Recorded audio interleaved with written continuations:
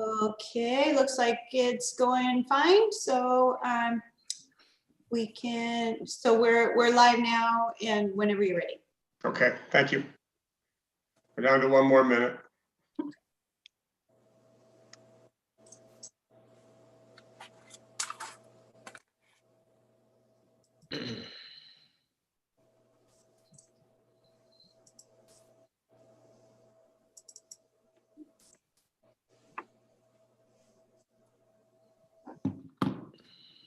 Okay, I'll call us into session at 1:03 for the fall planning work session. And just to have a couple of opening comments, I'm going to try and hold strictly to the time limit so that we can get through the various subjects. I mean, it seems like all of them could use up the whole afternoon if we let them. So try and keep ourselves short. At the end of each discussion item, Genevieve, you're taking minutes. Right. Okay, I'm going to ask for you to recap your understanding of whatever directives or consensus we've arrived at. Okay. If I forget to do that, would you ring my bell? Yep. Just to make sure we get in the minutes, a consensus agreement that what goes in there is what we did. Then I want to make one other convention if we could, because I'm continually confused by our airport hangar development. And I would like to say, I know you're smiling at me. We have like one set of hangars, commercial hangars, let's call them, that we hope to be the seed of a campus, educational R&D facility at the airport, and a light industrial kind of industrious brains work. Then we have also essentially garages for airplanes, which are also called hangars. But all they're ever going to be is a place to keep the rain off your airplane. And those two projects have very different financial models. So if we could start calling them commercial hangars and garage hangars, that would keep my mind straight about which one we're talking about. And that's my opening comments. Now go to the financial review, and Fred, you got 25 minutes. I don't know if we'll use up that 25 minutes here, but so the one thing I'm deviating from our typical fall planning where I go over the 10-year forecast. We'll do that in the spring planning for sure. But what I wanted to do was, because this was a different year and the pandemic has made an impact to the community and to the port, I thought I'd just touch base on where do we think we're going to be at the end of June in 2021. And one of the, so 63% of our revenues really comes from the bridge. And so it's a key component, and bridge traffic is a key component. And so when I extrapolate out, when I looked at the budget, I had our budget, coming back to prior year actuals, by about the end of December.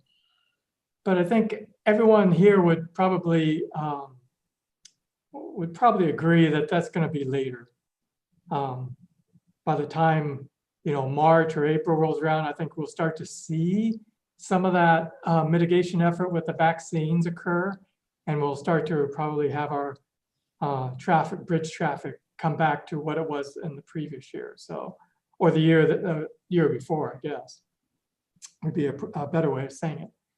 And so with that, when you extrapolate out that change, when we think that the pandemic will probably get back to some normalcy, we still will have probably anywhere between about a $250,000 to about $300,000 delta between what our budget says and what our actuals will be.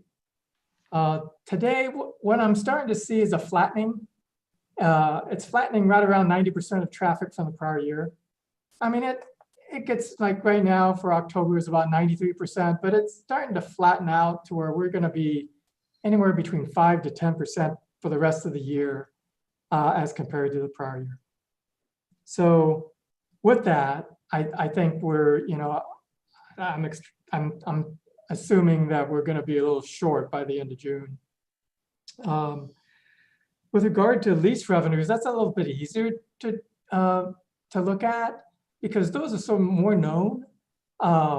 We know the deferrals we made. We know the waivers of lease revenues we've made. We know the new leases that'll come up and they'll fall under the new structure, lease structure. And so the only variable component would be those tenants that did vacate just due to the pandemic and when we will be able to get a new tenant back in. So depending upon that, I think our losses will be less than 200,000, but it will be less than a budget with regard to where we are today. So, we're looking anywhere between about 400 to maybe $500,000 less than the budget.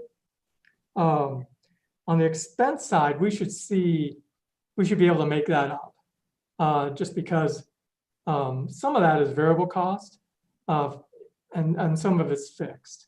But we believe that we're going to be able to make that up between now and then, especially on the capital outlay. There's no doubt that we can hold off multiple projects that would equate to that.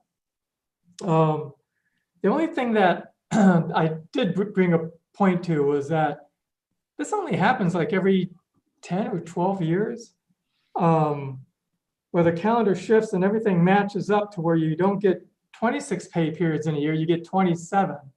That means you have to have a pay period that's July 1st, and you have to have a pay period at the end of the year. And in this case, this year we'll experience that. It's one of the few times that, this has occurred. And I didn't, when I budgeted for it, I didn't realize that had turned around because, you always budget for 26 pay periods. So that will be the only one aspect of our budget that we'll probably see a little overage. I think there's a lot of truing up we can do. We've already done a little bit of it with regard to our summer. Our summer season was full blown with a lot of internal people, but there's some things we can do between now and then to bring our actuals closer to budget, but I think we'll be slightly over by the end of the year. So I wanted to just talk about, where we're seeing our deficits going forward between now and June. The one thing that is a bright light, though, is this coronavirus, the CARES Act. And we have just put in our third tranche, and it's going to be about almost $103,000. And just today, we did receive approval of that. So we're close to about $280,000 that we've recovered from the CARES Act for a lot of our costs. And that includes sick leave, that includes all the communications that we've had to do, that includes our bathrooms, porta potties, includes quite a bit. And so we've been sort of blessed, and that's sort of our bright light that has occurred over this pandemic. So we will have one more stab at the apple by the middle of December. We have to put in a reimbursement by then. But by then, I don't see very many other costs that we could file and get reimbursement for, but we'll put in what we do have at that point in time. The other part I wanted to talk about with fall planning was taking another look at our debt capacity. So when I looked at our prior years, I tried to look at, what's our load factor? Because if you stick to our policy, we always try to have about 2.0 coverage coming out of there. So that's free cash flow that comes from all of our operations. And when you look at that, it's right around 10 million. That's if we're in a normal year, meaning our traffic's normal, we're not in a pandemic, and that we also have this great rate environment. I mean, our rate environment will be pretty good here for the next 2 to 3 quarters. And so it should be good for the remainder of this fiscal year based on what the Fed has already talked about. So If we wanted to get into debt, this would be the time to do it, to sort of freeze it for a while. That said, I just wanted to put out there that, a total capacity is $10 million. And some people have always said, well, can it be more or less? But it's really pretty close to about 10 million, unless you do something like increase toll rates or something like that. But it's around $10 million as we see it today. And so that would mean, whether you have an airport project, whether you have a Lot 1 project, whether you have a bridge project, collectively, you only have about $10 million worth of capacity. So I just wanted to make people aware of that. There are different rates and structures and how you go to the bond market when you deal with tax exempt versus taxable.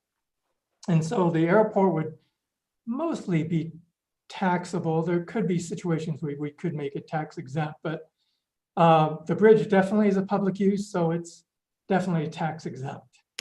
Most of our industrial properties would be just the opposite, would be taxable. With that, you just have a higher carrying cost. But the carrying cost today, as we look at the market, is about 100 basis points to about 120 basis points. So not much difference. What's called basically a flattening of between the tax exempt and taxable rates. So there's not much difference as it would be in prior years that we've had.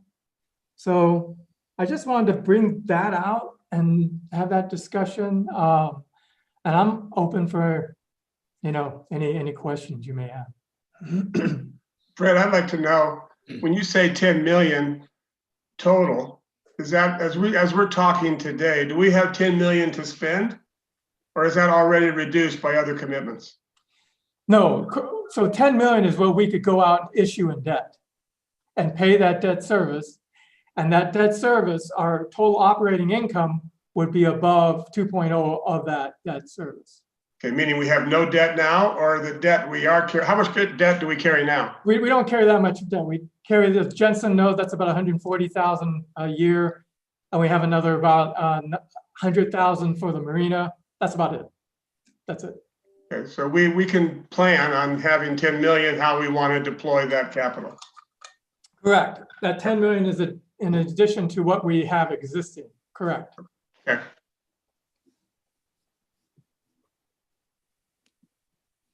And Fred, would that be for public use and private use combined, or is it more if it's public because it's cheaper? Yeah, I mean, I think naturally to answer your question, majority of it would be, you would have that capacity at tax exempt. I don't know if all of it could be taxable. That might be a stretch going to the market. We could do it, but we'd probably pay for it, meaning a lower rating, a higher interest rate, things like that. Thank you. Okay. No more questions? So if I could just add, and Fred, correct me if I'm not saying this right, but so if there's ballpark $10 million of total capacity, the commission needs to consider not only things like the match to the build grant and other potential contributions to bridge replacement efforts, but likewise, you have to make sure you're reserving some debt capacity in case there's a significant capital maintenance upgrade or project on the bridge. So for example, the approach ramps, if we need to replace the concrete approach ramps and say it's $1 million, we need to make sure that there's debt capacity for a project like that.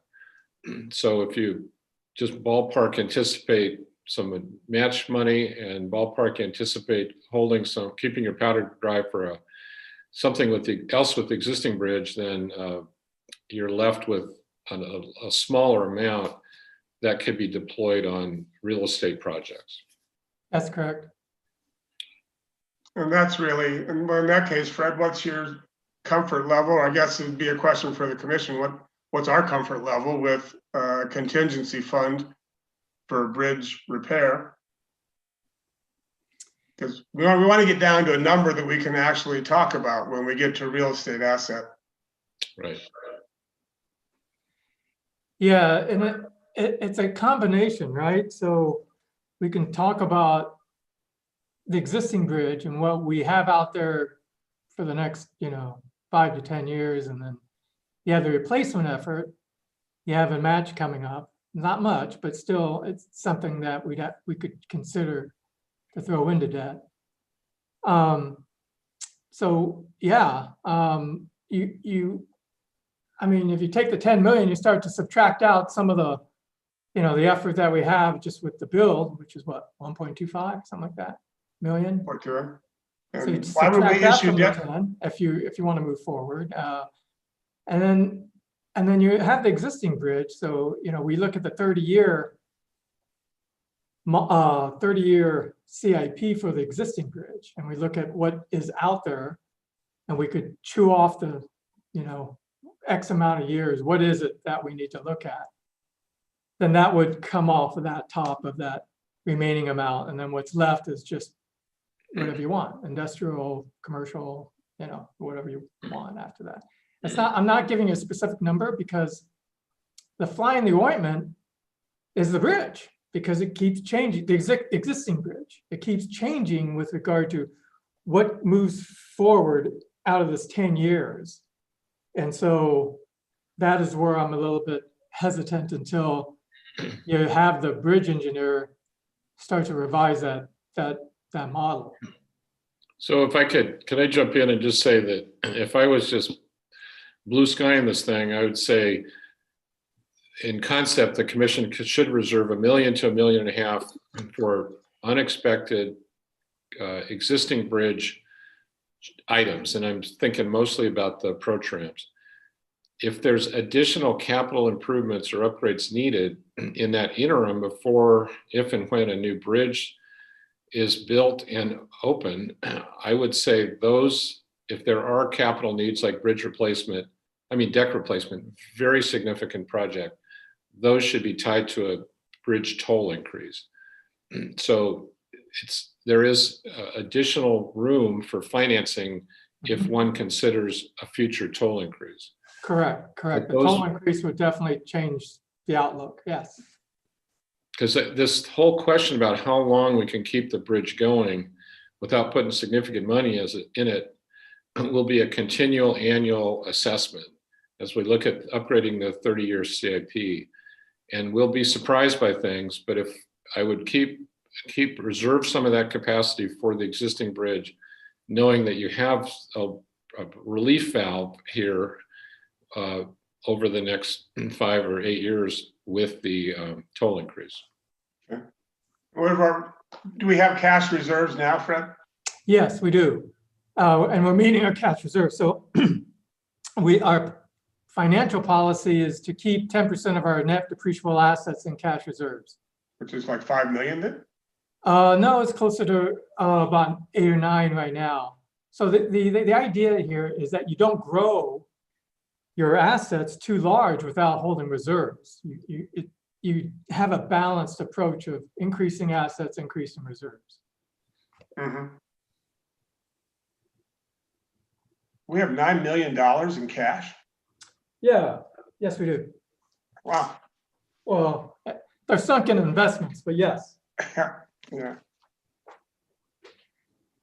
Okay, so can I get commissioners to weigh in on, pick a number that we kind of feel some comfort level with when we start talking about real estate acquisition and or capital improvement projects?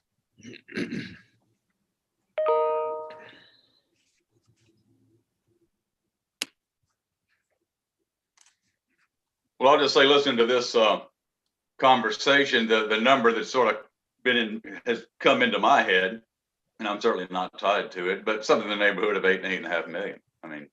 Sounds like the value that we might be able to do.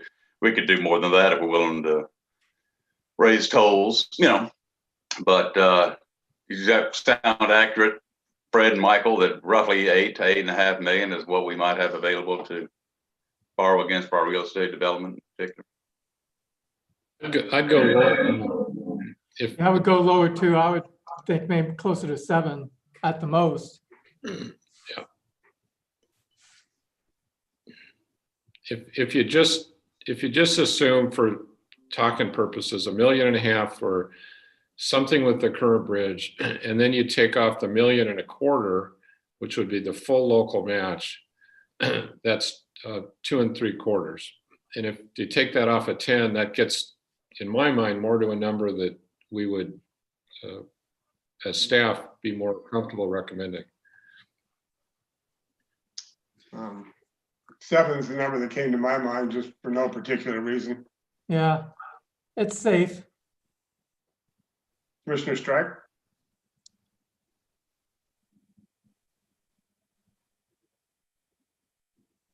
Yeah, John, I'm just a little concerned. I think our numbers are high for the COVID virus. I think it's going to be a bigger hit than we anticipate. You know, if you look at the city proposed budget, their proposed budget is 25% less than their pre-COVID budget, and worst case scenario, it's 50% lost revenue. So I think we need to err on caution a little more in our budget. I know they're strictly reliant on property taxes and transit tax to run the city, but our revenue stream is a different animal. But I think I'd like to have the finance group to be a little more aggressive with lost revenue than we're going with right now. So I'm comfortable with a lower number than 7, actually. And just for the minutes, I just wanted to note that Commissioner Shepard left the meeting at 1:16 and he will return. And Commissioner Chapman has joined the meeting at 1:25. Okay. In that case, Fred, could you catch Commissioner Chapman up, or welcome, Christy. Would you catch Commissioner Chapman up with the cliff notes of the conversation?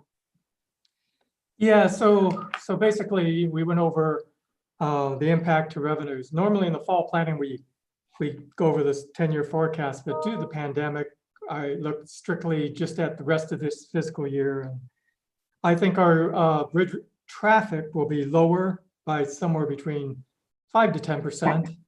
It's flattening out right now, so it doesn't look like we'll meet our bridge traffic in the prior years.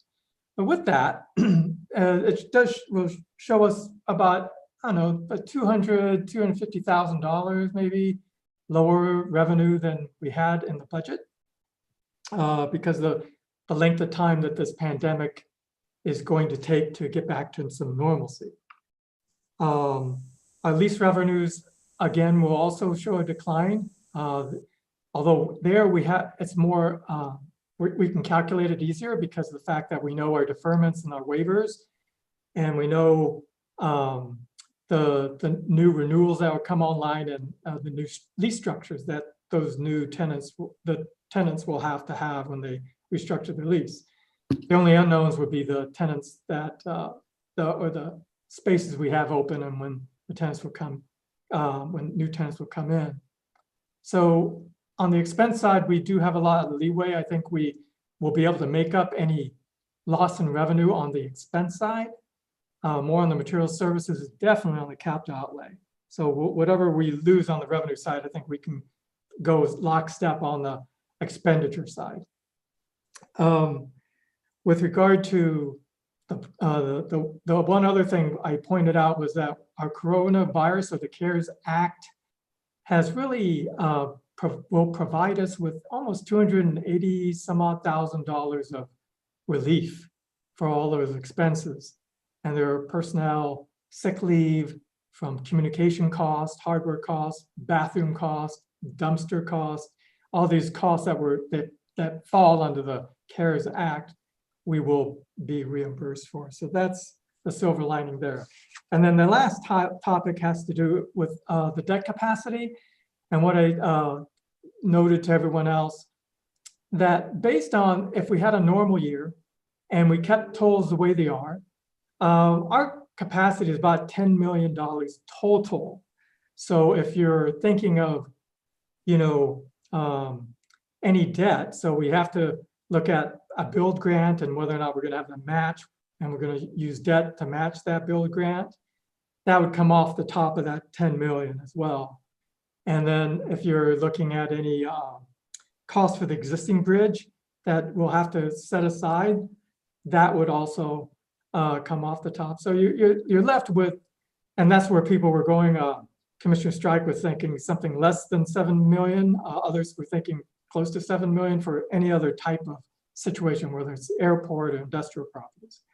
But the point I was trying to make was we have a total debt capacity, probably, unless you change things, it's $10 million in total.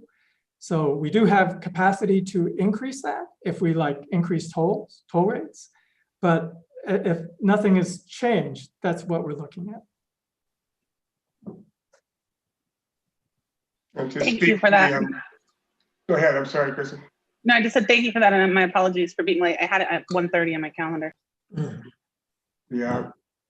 Yeah, then as an umbrella around that discussion, I mean, it all boils down to we're trying to create future cash flow to sustain the port in the absence of the bridge. So in my view, that means we're definitely looking to cash flow whatever investments we're talking about inside a 20-year window. Inside a 15-year window may be safer.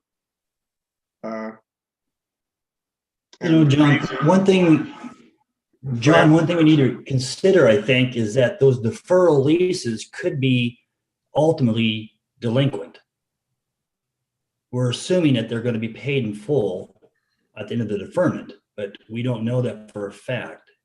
So that's why I want to err on caution a little greater. Greater Yeah. buffer. Yeah. I did hear the end of Commissioner Strike's comments, and I agree Well, Chris- that we need to be conservative.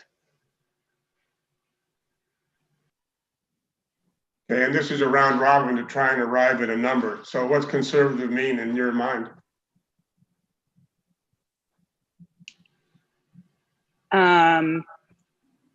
I would say I'm even a little bit cautious about 7.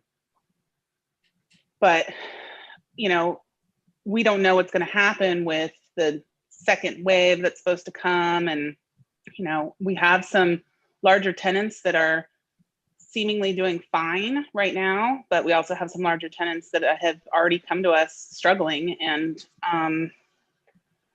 so I'm just not, I'm not confident on much right now.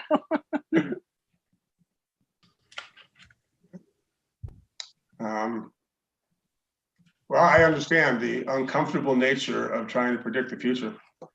But Commissioner Strike, why don't you give us a number? Okay, like I said, I kind of like the way the city, the format in their budget. They did a two-tiered format. Worst case scenario, 50% reduction and a 25% proposed budget deduction. And I kind of like that. If we use that 25% for our decision making going forward, I'm comfortable with 25%. So I'm in that 6.5 range for indebtedness. Well, that sounds like really sound judgment to me, Obi. If we take 7, by the time we get done with our prudent reserves, we take 6.5. As in is that getting you comfortable, Christy? Yes, much so. Mr. Mayweather? Yeah, that's okay. Okay. Well, that's a working number to hold in our head as a discussion moves forward. Can I just clarify for the minutes that you've got consensus of 6 to 6.5 million maximum debt borrowed, including the reserves of I think. No. You can't go with the reserves. No. Okay, that I have to clarify that. You have to keep your reserves. You can't go and borrow unless you have reserves. Is that Okay. simple? Yeah. So Fred, maybe you can help me how I need to state that. Okay. Well, basically everyone is saying, hey, look, we want to be conservative. We want to hold it to be $6 to $6.5 million total debt capacity, whether it's private use or public use, doesn't matter, which means industrial or bridge. Fred, that's not what I heard. What I thought the commission was trying to get to was what's the net number that we would feel, the commission would feel comfortable applying to development projects. So what we've done in arriving at a number is taking out an amount for the build match. We've taken an amount for having some reserve, debt reserve for the existing bridge. And we're trying to get to a number that we can then consider in the context of real estate development or acquisition. Well, Did I let's pose the misunderstand? question then, because yeah, I feel like what is it? Is it, I thought of the Hobie, Commissioner Strike, you were talking about, you were thinking at least 25% of that total capacity needs to be brought down. That's how I understood you say. Right, and that'd be what, 7.5, if we have a total capacity of 10 million. So I'm comfortable with 6.5, but I'm trying to say that I think we should use that 25% as a tangible number for our reduction in revenue for the upcoming fiscal year. Okay. Okay, and I would state it, Fred, see if this is fair, then I would state it that we've said that we're willing to incur 6 to 6.5 of new debt for the purpose of real estate development. Capital development. Capital development, yeah. Yeah, so, okay, I'd say about 6 million, yeah. Yeah, I agree, okay. Okay. Is that more clarity, Genevieve? Willing to incur 6 to 6.5 in new debt for the purpose of real estate capital development, public use or private. Well, it probably would be private use. Okay. Mostly, yeah. With the existing bridge Having another million to upgrade something like that. notwithstanding. Right. Okay.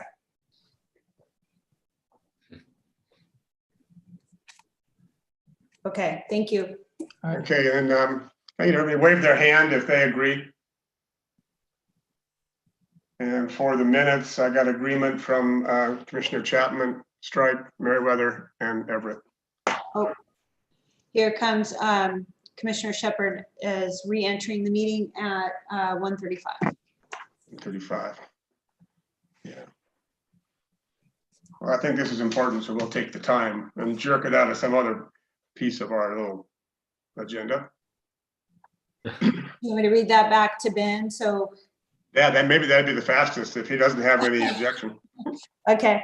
So Commissioner Shepherd, we've gone through and had the discussion on assuming our maximum debt capacity is 10 million.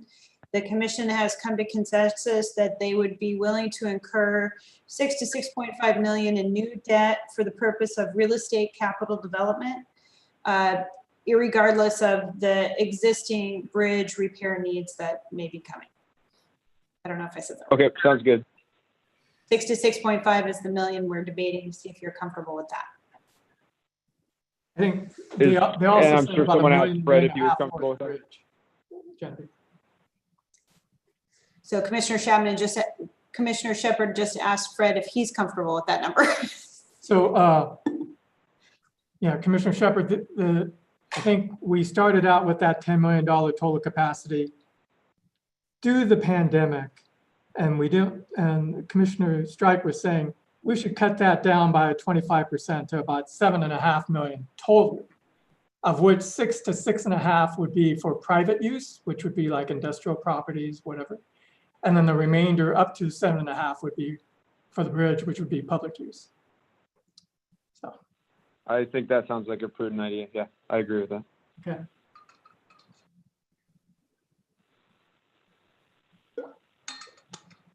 Okay, then we have unanimous approval of that as a working number. No obligation to spend it, but at least we know what kind of parameters we're talking about. That takes us on to discussion number 1, strategic business plan. And this, for me, it was really, I'd like Genevieve and Michael, if you would, to bring us kind of try and take us back to where we were when we stopped this discussion a long time ago, because reading the packet was, like, for me, almost like new work. Sure. Genevieve, go ahead. Okay, well, yes, a lot's happened since we first started in November of 2019. We did get through some of the preliminary work to characterize and update to the situation assessment, which is really the first chapter of the strategic business plan. We reviewed the situation assessment from the prior plan. And then we also had a work session that really looked at sort of a modified SWOT analysis, where the commissioners all identified drivers of change for the port and for our local economy, and implications of each of those drivers. And the notes from that meeting are in your packet. And then we completed an extensive public outreach campaign that concluded in March, literally days before the COVID pandemic arrived here in the Gorge. And since then, the project's been placed on hold. The commission did extend the consultant contracts through June of next year. And so we are today hoping to restart the remaining steps of the process in a modified approach, an abbreviated approach, to be able to complete the plan update by the end of June, first part of July next year. The first thing we want to review with you, well, there's three main things we want to review. One is where we are at with the situation assessment, and ask the question of each of you whether or not there's additional work needed to properly characterize the situation in our plan update. Before that, what I'd like to do is have your comments on the proposed schedule for the update project and make sure that it's acceptable to you. Then we need to pick up a thread where we left off, which was a review of a list of key assumptions that were developed by staff, presented by Michael, and reviewed by the commission. This was an attempt to really sort of skip a few steps in the development of the plan, and sort of abbreviate it by coming to consensus on this list of key assumptions that either were so obvious and so accepted, such unanimous consensus around these topics, that they really didn't need further examination. And so we want to review that list. There were a few of those that were sort of flagged during that meeting as needing more discussion. And so we'd like to have that discussion today, and also ask you if there are any new assumptions that we should add to the list. Again, things that are so obvious and broadly accepted that they don't really warrant commissioning an outside study to do an in-depth analysis about some aspect of the situation. And then the last thing we want to talk about is an idea we have kicked around in the past about a post-COVID second public outreach effort.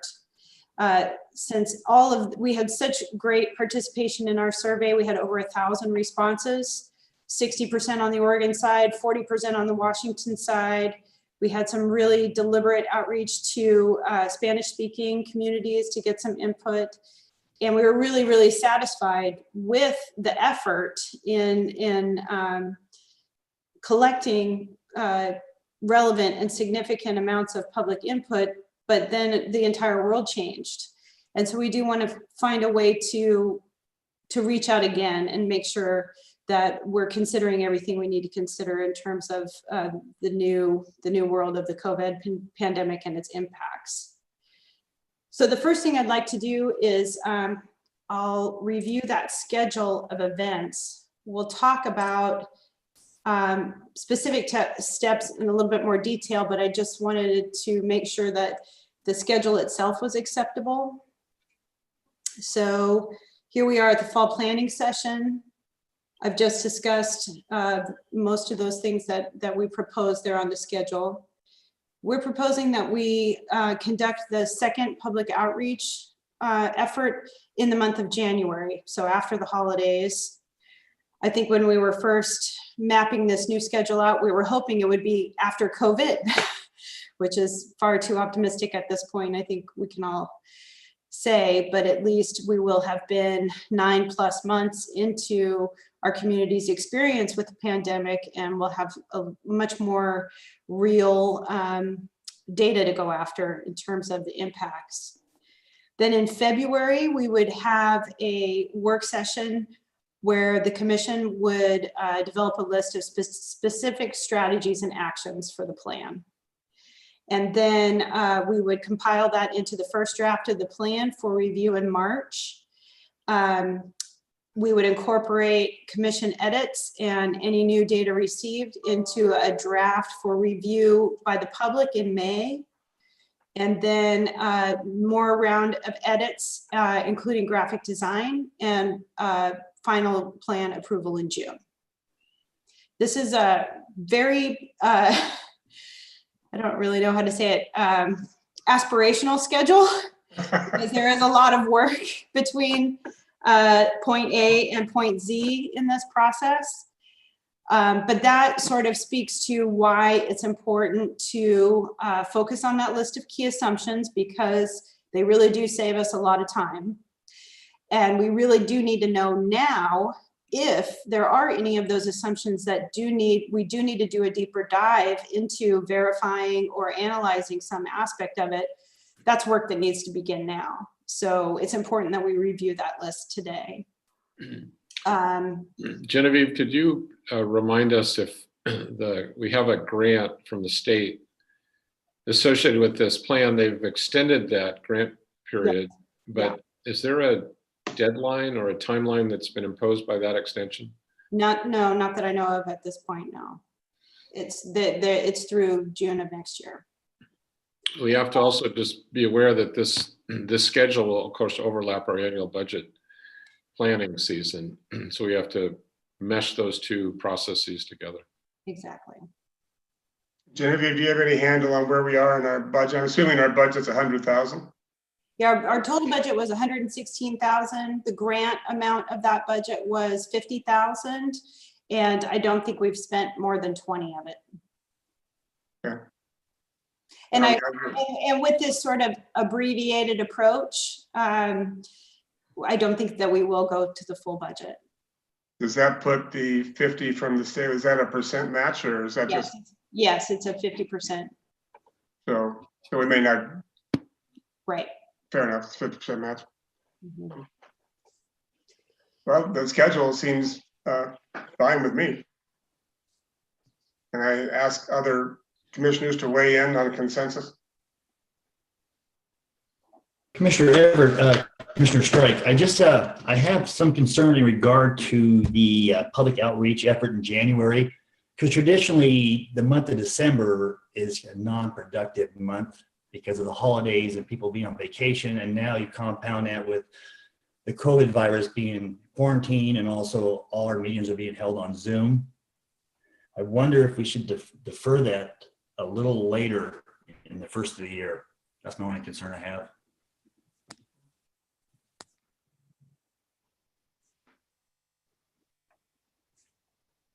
So Commissioner, would that be, say, February in your mind? Well, Michael, you know as well as I do, December is really a tough month to get things accomplished and get a hard decision. And also now we're dealing with a public outreach. It's going to be even harder for us to get more engaged when people have gone through the holidays and the financial burden and the coronavirus of being home and quarantine. I think just in the mindset, I think from our constituent standpoint, to be more engaging if it was like in February or the latter part of January. I just think it's a little bit early. Okay. And this is the portion where commissioners are meant to get a list of businesses to call and solicit their opinions. Well, that's what, we need to talk about that more today. That's the staff recommendation, is that we do telephone or Zoom interviews. Each commissioner would receive maybe 5 suggested businesses per sector, and a list of maybe 5 questions that specifically relate to the COVID pandemic that would provide good data for you in terms of not really an asterisk, but the second chapter of the public input chapter of the plan that, before March 2020, this is what we heard. And then in January, February 2021, we heard this from specific business owners in these specific sectors. I was going to propose, that Christy do healthcare and services, John, you do real estate, Hobie do retail and that sort of thing. Ben do agriculture, industry, and David do government. And so you would be talking to your peers in industries you're familiar with, asking a set of specific questions that the commission would like to hear the answers to in order to form their plan going forward. And that could maybe be 1 interview a day for a week, the first week of February. And then you could send me the answers to your interviews and we would compile that. And that essentially would comprise the second effort. And this second effort is mandated to have an acceptable rigor to the state? It is not, but it would be highly advised. Okay. And Yeah. I agree with Hobie that pushing this into February is a good idea. I think a lot of businesses are just trying to come up for air for a little bit. And I just think that there's so many unknowns with cold and flu season coming along and possible administration changes. And I think everyone is just thinking about what's going to happen next week and not what's going to happen to the port in 5 years. Yeah. The other, So first week in February, can we get consensus there? Give me a hand. 2. Yeah. I got 2 out of 5, 3. And Commissioner Shepard, you okay with first week in February?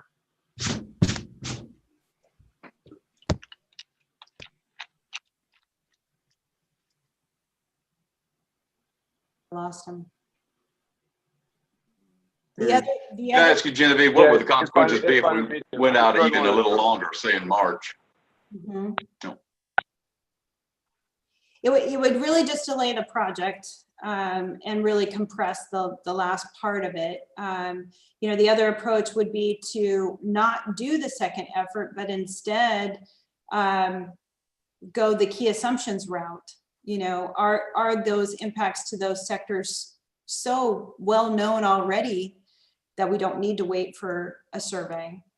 Are you already hearing things from your constituency in those sectors where you could really provide that information without conducting a formal interview process too? So we could talk about that as well. Genevieve, going back to what Commissioner Chapman said about, I think the port is probably our lower priority at this time. I think it becomes more personal and more private. It's our families we're trying to get our income and our businesses and our education for our children. Yeah. I don't think this is a high priority for the constituents at this point, personal opinion. So if we can defer it even further, I'd be in favor of that myself, because we got 4 or 5 months coming ahead of us. We really don't know what to expect. And my constituents are probably not going to really want to be spending their time talking to me about the port of Hood River. Could be wrong, but it's going to be trying times ahead of us. Okay. Well, and given the context or the subjects that you suggested each of the commissioners cover, I'm pretty comfortable being able to talk to a few realtors I know and get a temperature of what they think the next few years are going to bring. And maybe it's as informal as that, maybe from now until February, if each commissioner could maybe just do some active listening within those sectors and convey what they're hearing. And then go to the key assumptions route, where we'll go over that list today. And by February, we could have our subject area and say, do we want to have any more or add anything to the key assumptions? Yeah, that might be the keep it simple, stupid approach of just let's get the plan done with the information that we have already and not worry about formalizing a second effort.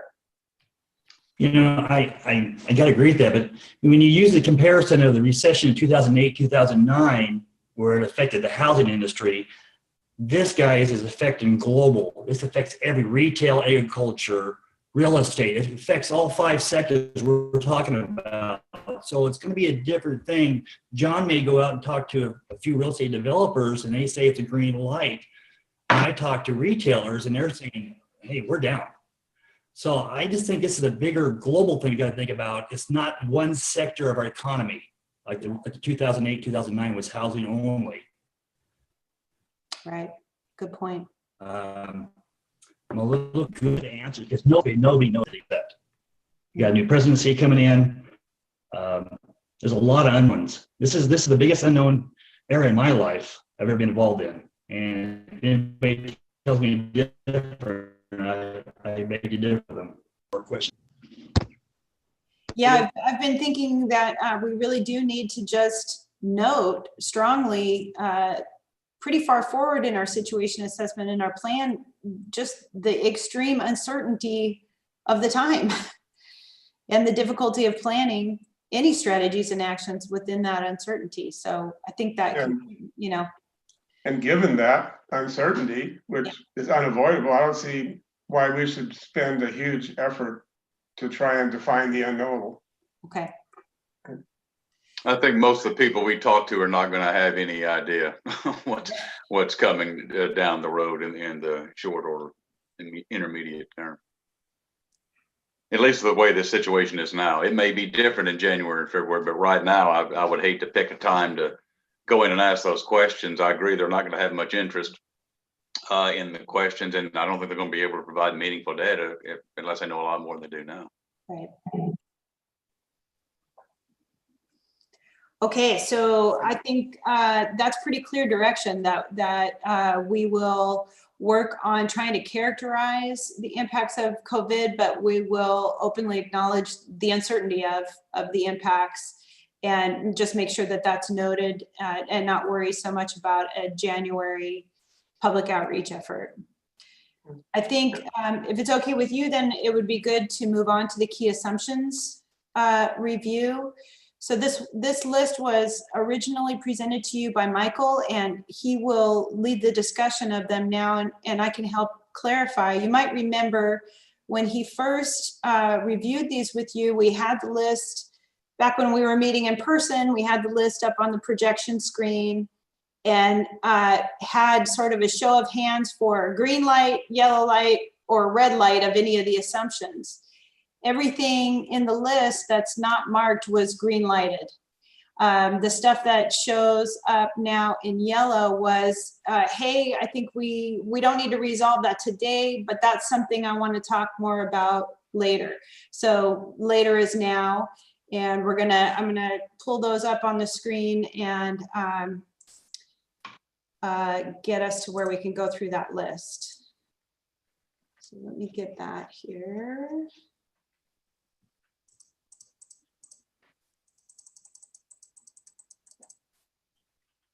Can everybody see that okay?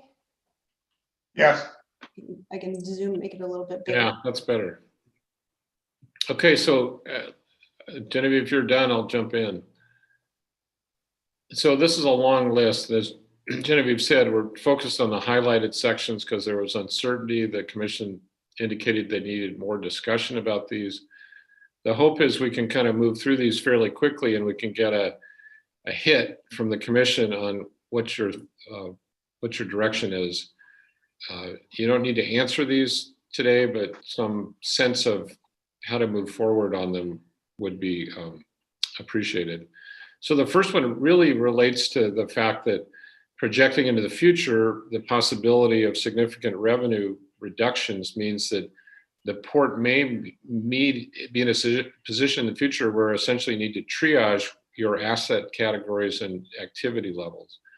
So the question is, should we, through the strategic plan, at least start the process, a sort of a roadmap, I guess, for a future commission to prioritize what we are capable of doing with reduced revenue and what we would need to find a partner or someone to transfer that to. The question is, should this strategic plan at least begin that, start to characterize the priorities, at least based on what we see now?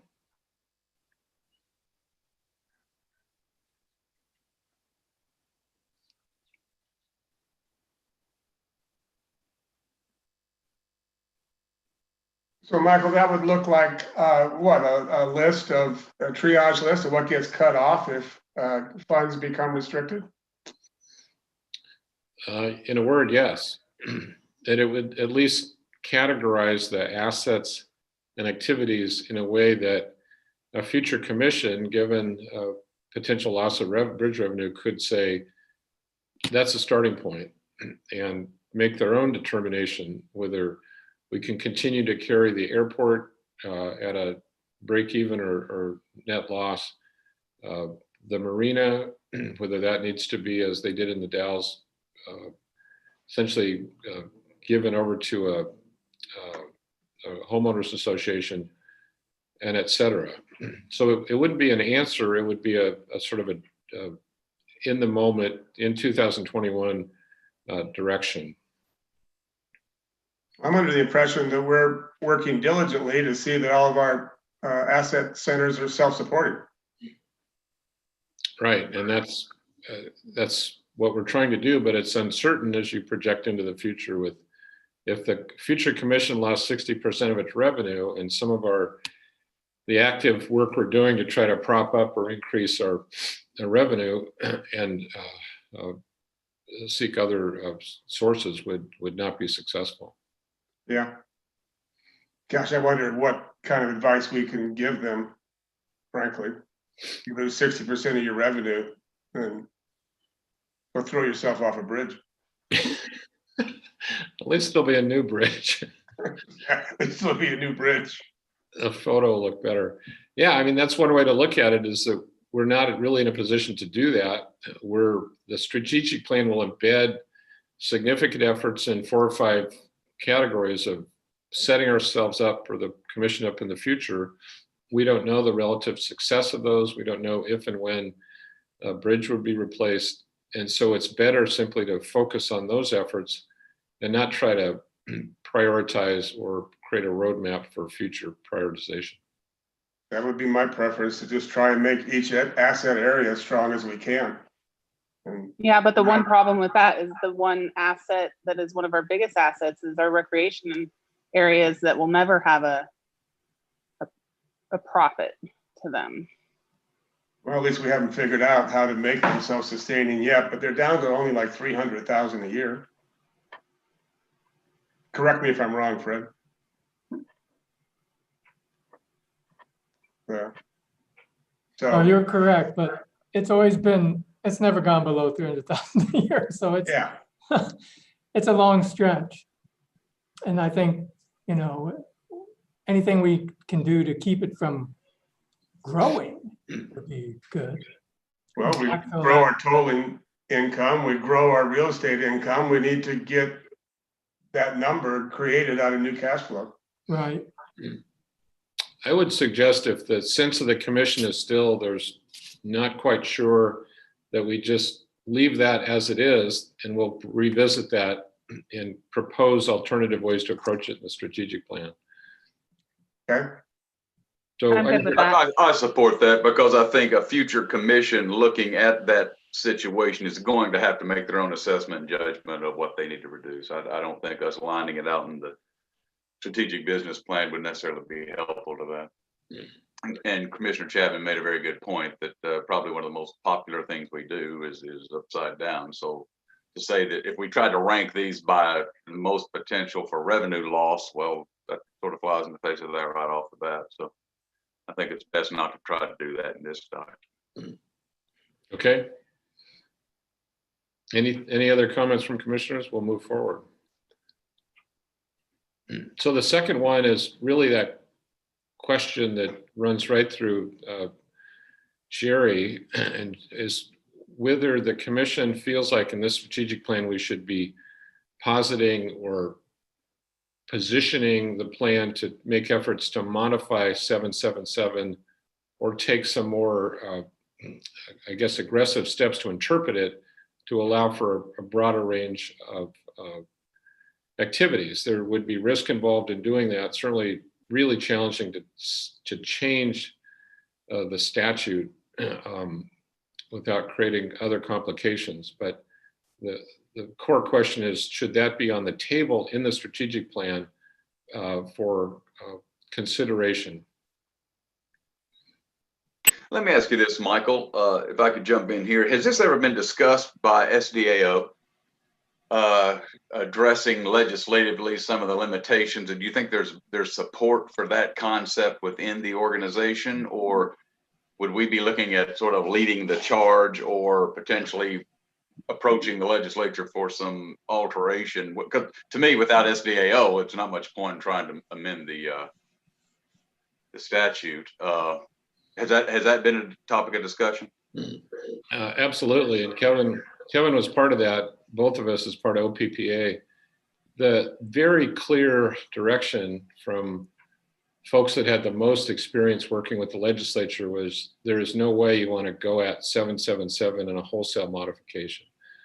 And in fact, what resulted from that during that time was a targeted approach to, remind me, Kevin, 4 or 5 very specific actions that only one really was turned out to be highly controversial. But the concern was that once you break open a whole section of statute like that, it brings all sorts of folks that want to modify it to their ends. Right.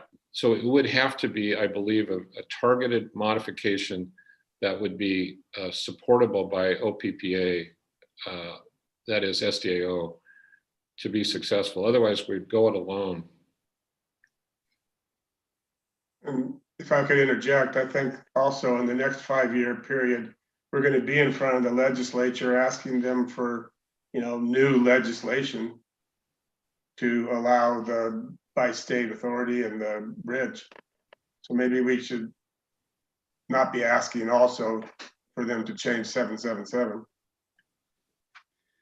Yeah, very point well made. I'd be more comfortable participating and continuing to have those discussions, but not necessarily trying to lead that charge ourselves. Okay. Michael, I got a question for you and legal counsel, Jerry. What is the fallout if we self-interpret 777? Do we get penalized financially? Do they slap our hand? I'm not quite sure. And I think each court kind of interprets the 77 statute in their own interpretation. And I wonder if we can grow in that aspect of it and be a little more gray area focused. Well, let me start and then Jerry back me up here, but it's all situational. It depends on the specific action, the interpretations being made, whether there's potentially aggrieved parties, and what our sort of total liability is if something goes wrong. It is true that other courts have interpreted 777 to allow, in my experience, outright loans, for example, facade improvement grants, things like that, that I think, based on Jerry's counsel, would be not advised. But it's all situational depending on the action. Okay. But to my question, Mike, he would not advise that, but what is the penalty? Say we venture into it in another area, this gray area we've never done before, but say the Port of Coos Bay does. What is our penalty? That's my question.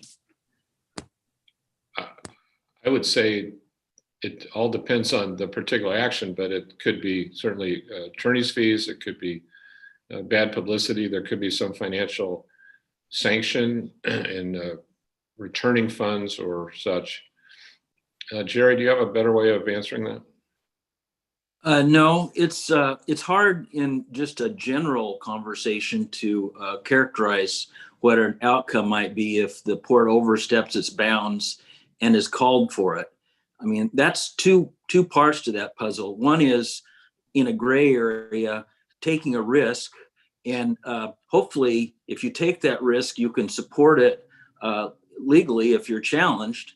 To the extent you can't, the more risk it becomes.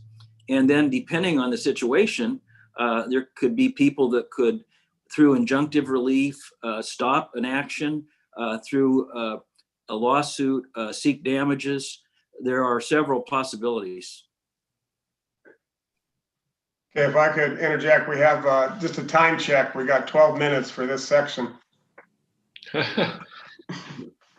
Well, I think I heard clear direction that we don't want to take a frontal assault on 777 on our own. We would need to make sure we have an alliance and support from OPPA, SDAO. And as the second part of that, I don't know how to answer that other than we will, it depends on the action, the potential benefits, the port and the risks about whether we want to interpret 777. And I would just say, I would rely on Jerry's counsel on whether the commission should take a specific action.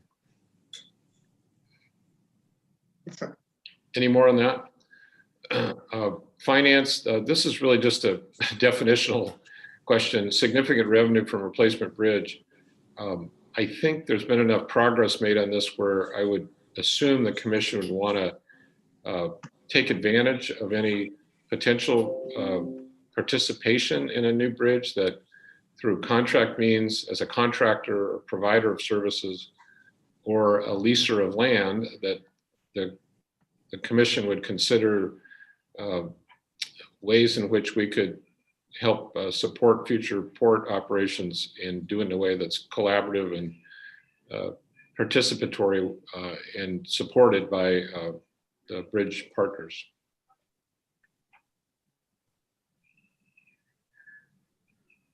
Any comment, Commissioner, comment on that? Okay. I agree. And just as a reminder to me, there's no way for us to, as the bridge revenue begins to go away, there's no way for us to go to the voters and change our taxing district that's lower than the libraries. You could go to the voters and I believe seek approval of a serial levy of some sort that would say provide for maintenance of port park properties. It would be a serial levy. The port would have to come back every certain number of years. Oh, okay, thank you. Fred, do you have a different way of answering that? No, I did want to just touch base. I mean, we talk about the replacement bridge, but you know, I would venture to guess the replacement bridge will be a tolling bridge. So there's a high probability that any kind of software or hardware would be used that could be ours. So yeah, so we could provide a service to a new bridge owner and tolling services. yeah. Okay. This next one is simply the question about lobbying presence. The commission's made a very significant and increased commitment to lobbying, especially in Washington, and a somewhat greater commitment to Washington, D.C. There was some question about that and in the last discussion, whether we needed to maintain that. I will say that the lobbying forces we have are probably 80% focused on bridge replacement in all three areas. So it's a significant commitment, and I would think the commission would support ongoing, at least for the next couple of years until we see where the bridge replacement goes. But your call. I have a question on that, Michael. Now that we have this build grant and we are moving forward with a bi-state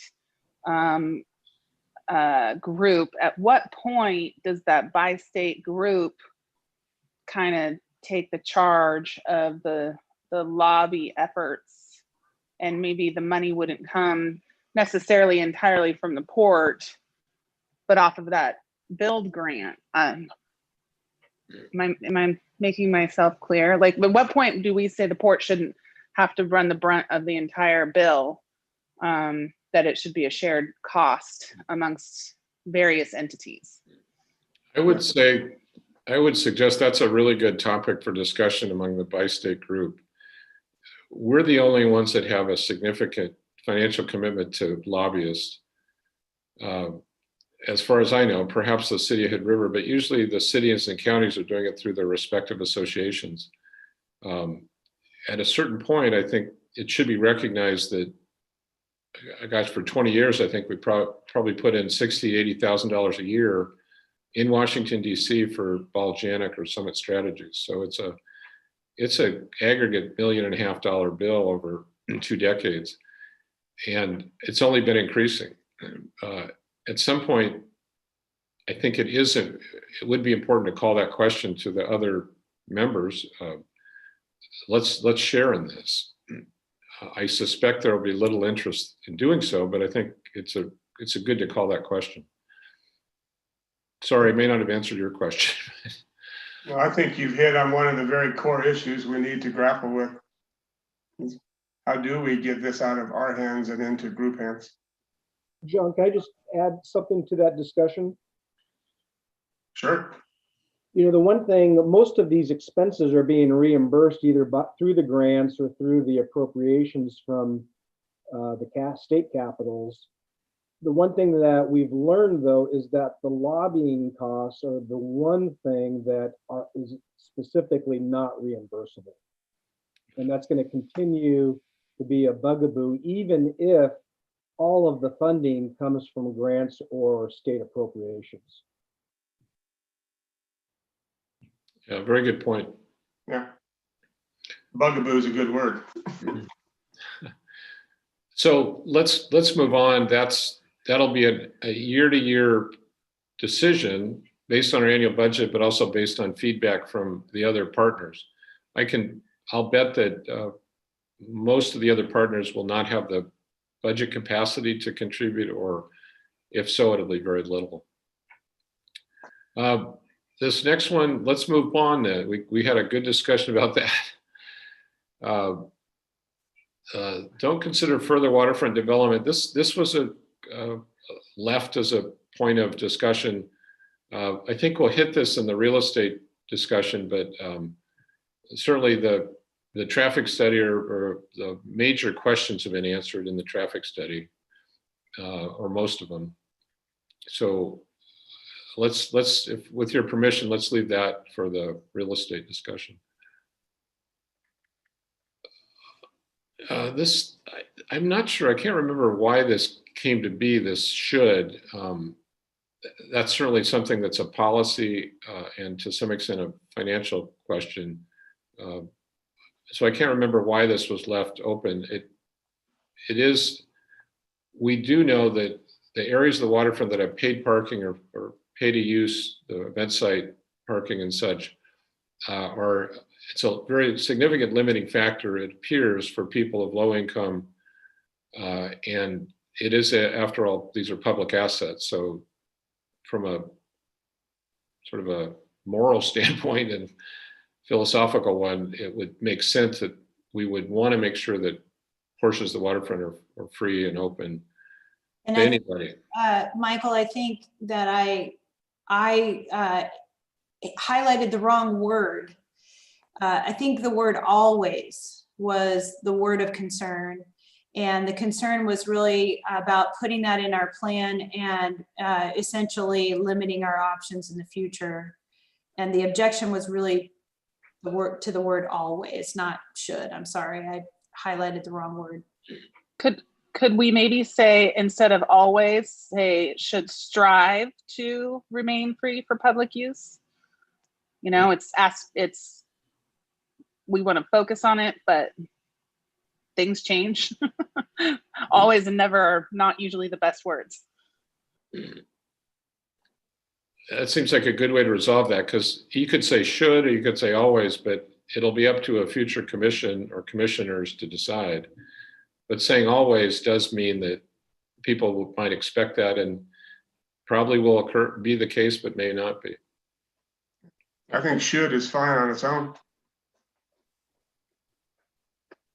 Yeah, because it is ambiguous. So take out the always and say should. Or should. if at all possible. Okay, is there Hey, Michael? consensus on that? Yeah, Oh, when you get down there, I want to go back, if you wouldn't mind, go back to the bridge real quick. Sorry to interrupt. yeah.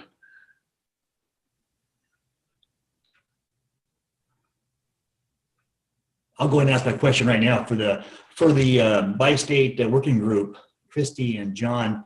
Has there been any dialogue in the last sentence? The port must be compensated for any land taken facility compromised as part of the bridge replacement. Has that dialogue been brought up during your meetings? That'd be the last bullet point in the bridge. You want to take it, Christy? I don't think There you we've go. discussed Thanks. that at all. I don't Well, think so either. Michael and I had lunch, and that was one of our topics that Mike and I talked about. And I think that needs to be upfront and honest and discussed and know our position as the Port of Hood River to be clarified. Just kind of polling the commission here, see how they feel about that. But I'd like to be upfront and honest, but there is a tangible asset there to that approach and to the bridge, the existing and the new. I agree, Any because it could potentially impact a lot of our usable, developable land, and absolutely should be properly compensated for that. Yeah, I agree as well. It's in the same context of share costs for lobbying. You know, do we get lease where it lands in order? I mean, we have to get compensated, and it's not right in the process yet, Hobie, to be talking about those issues, but they're definitely critical for the Port of Hood River to be able to, remain the good citizen that we're trying to be here and build a regional economy at some extent to our own detriment. At some extent, we don't want to own that bridge as the maintenance exceeds the income. Okay, yeah, I just want to make sure that the commission, the board felt that that's something should be noted, and that I'm going to rely on John and Christy to move that forward at the appropriate time. But I just want to make sure that we had that dialogue, that we all feel that this is definitely an asset and there should be some type of compensation. I'm not saying it has to be done today or tomorrow, but I just like to make sure the representatives for the Port of Hood River at those meetings at some point makes that a real conversation. Thank you. I absolutely agree with Commissioner Strike on that one. Just like we're positioning ourselves to provide tolling services with the future bridge as a source of income, we would certainly hold our property that bridge might cross, or any properties that we own, as either as a potential lease or sale, depending on what the commission decides. But I absolutely think that's going to be something that has to be discussed. I agree. As do I. And I have had one-on-one conversations about that topic. In fact, it's been brought up to me offline. And so that is an issue that people are aware of, and they understand that that's going to need to be resolved at some point. Okay. All right. So Genevieve, can you scroll down to we have limited time left. We got 9 minutes. I might have cut you too short in my earlier math. Yeah, I think you did. 8 minutes. Thank you for that. All right, here was the boathouse leases. This has been a source of discussion for years now.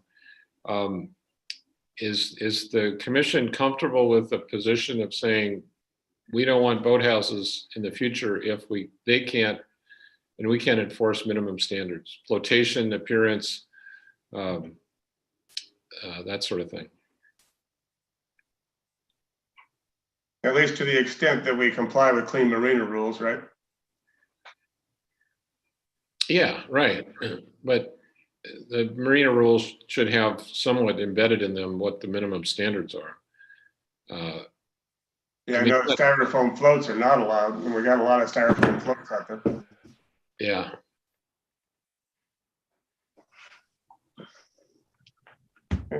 I mean, somebody weigh in. We're waiting too long between opinions.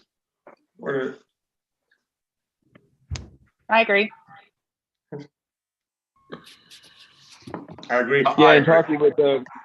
talking with the Marina Committee, I mean, they understand the issue and they understand, and they've been doing some work to clean up some of those floats. But I do agree that we need to have minimum standards that people are held to. I agree with all you. Commissioner Strike agrees as well. I just think that that's too exclusive of a user group and it's not in the best interest of all the constituents of the Port of Hood River. Excellent. That's clear. So I think we only have one other point, and that is, Actually, we didn't hear from Commissioner Merriweather on that one. No, I'm in agreement. I'm fine with it. Okay.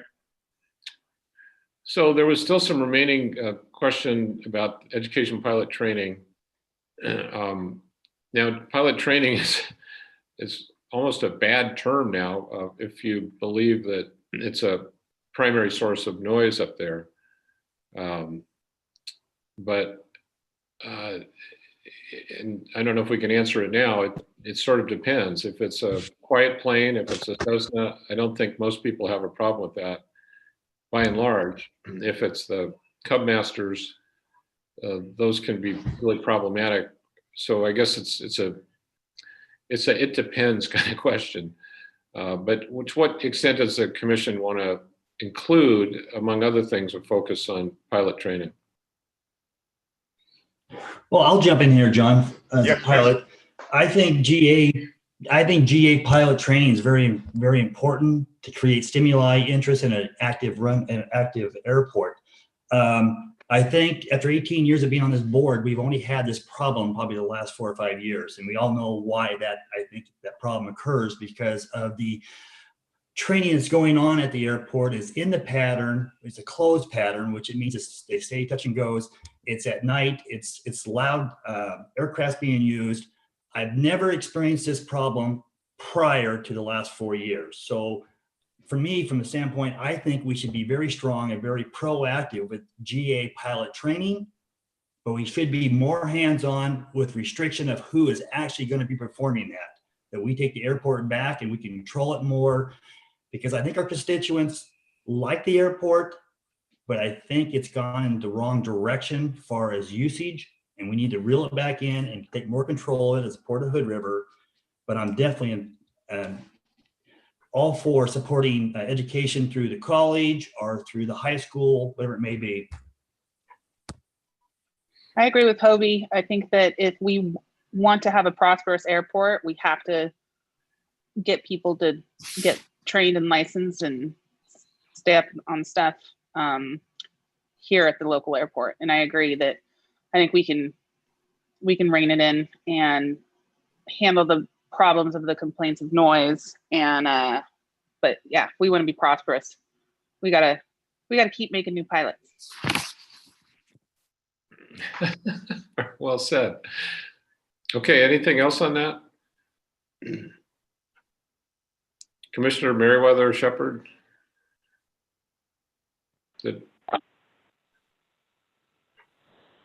I agree with what I've heard. Okay, I'm on board as well.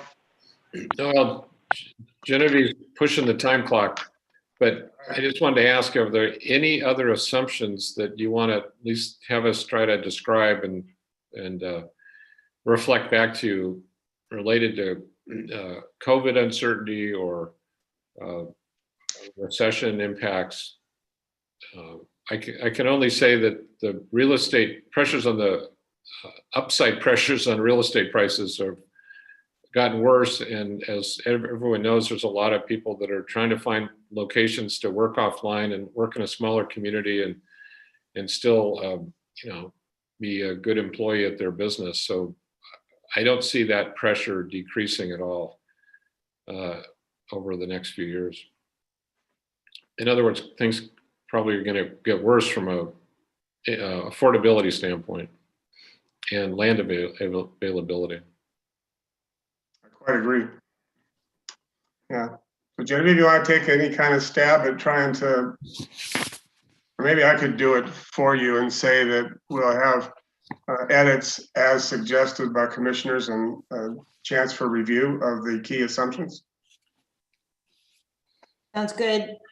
And just going through the key questions, generally the project schedule was acceptable with the exception of a second public outreach in January, which we are going to forego, and instead have a more informal statement of the COVID impacts in the plan for review with that first draft. That we talked about, is there any additional work we need to properly characterize the situation assessment, and staff will work with consultants to try to ensure that we have updated economic data in that first draft. And maybe we'll address this question then once we see it, but the commission generally felt that we weren't going to be able to get any real good data out of a second formal public outreach process, especially in terms of things we already know. And that's for COVID impacts as well. We went through the list of assumptions, and John, you just said with edits, we will update that list. And we already discussed a new way to do the public outreach. So I think we will be on track to finish by July, especially with those, that major effort sort of taken out of the schedule. And it'll really, the meat of the work will really be in commission review of those first drafts. Excellent. Very good. Any commissioner want to add anything to Genevieve's assessment? In that case, it's 2:29, and we should move on to Hood River Bridge replacement. And I'm sure this one will go real quick too. Get to the right page. All right. Do you want me to show the pages from the packet, or just turn off that screen share now so you can just talk? Well, let's bring that the phased schedule Okay. that goes out. I think I think a lot of the lead in, as far as what's going on with NEPA and the build grant, I think you're all up to speed on that. But over the next 2 years, there's going to be a lot of key milestones that the commission will need to address and certainly be active in as far as how the port progresses into bridge replacement. And so I thought it would be really helpful just take a real high level look at the phases, and then we can kind of get down into specific questions. But that blue area, that phase 1 is the NEPA process. We're almost done with that. We have been able to do some governance work out of the money, the $5 million from House Bill 2017. And we do anticipate that being done in middle of 2021. You could probably extend that bar 2 quarters. The project got a real boost with the acceptance or the award of the build money. And if you go kind of scroll down just a tad, you can kind of see down below is the legislative timeline. And so for phase 2 work, we have kind of a combination of about $300,000 of yet to be spent contingency from House Bill 2017, $5 million from build, and then $1.25 million from port toll reserves to complete that build phase 2A work. And we'll get into some of the details of that. But really, as we move forward, and a decision point is going to be brought up next year, as we have lobbyists in both Salem and in Washington State about trying to get additional appropriations. So there's really 2 things, and if you look at the very bottom, we've got two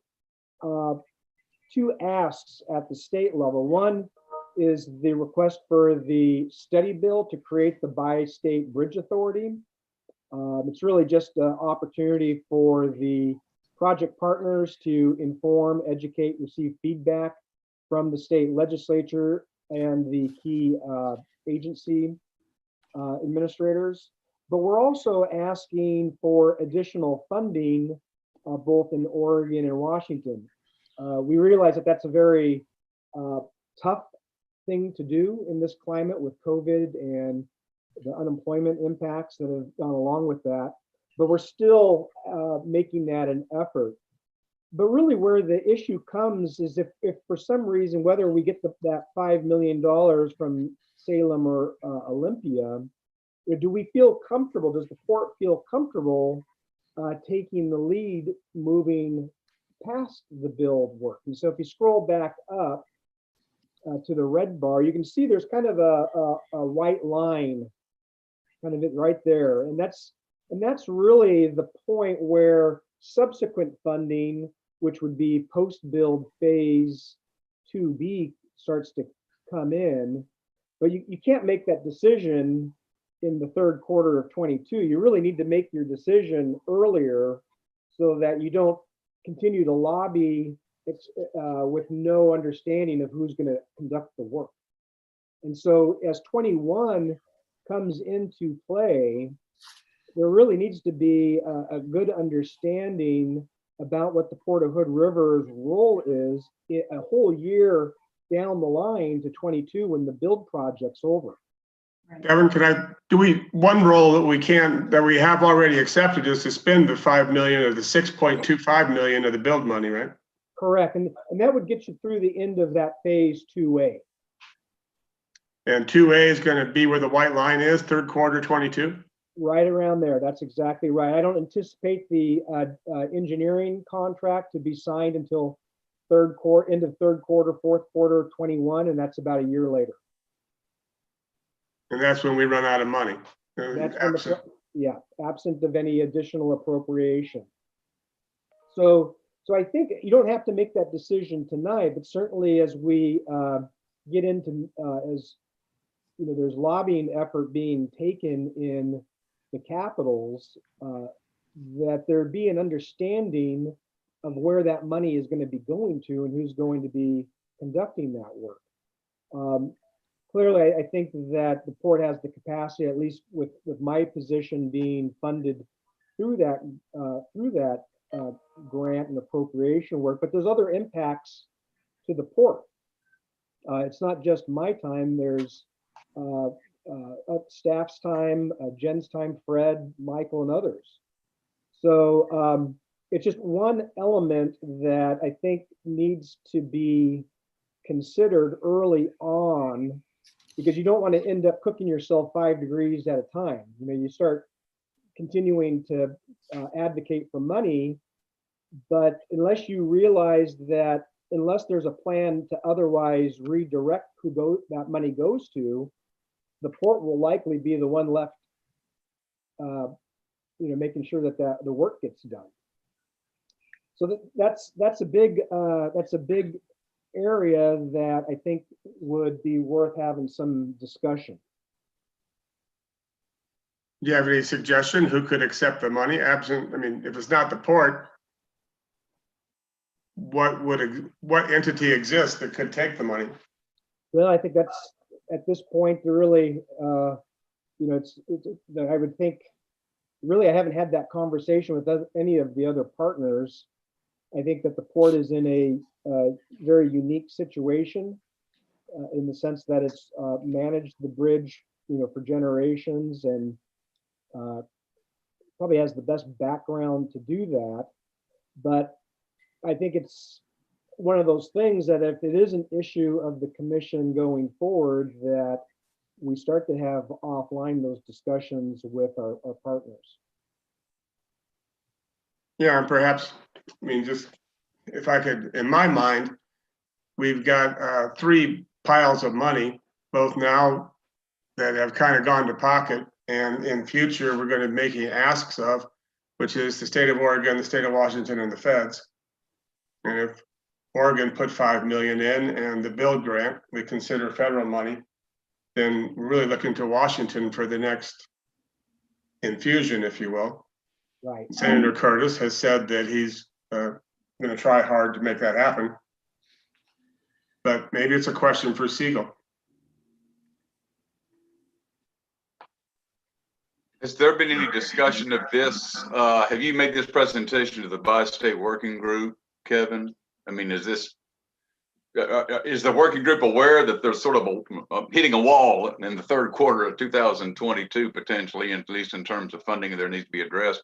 And I guess my other thought is it conceivable that if we are going to seek legislation to create a bi-state bridge authority, could that potentially be the entity dealing with these asks in the future and the conduit through which the funds are generated?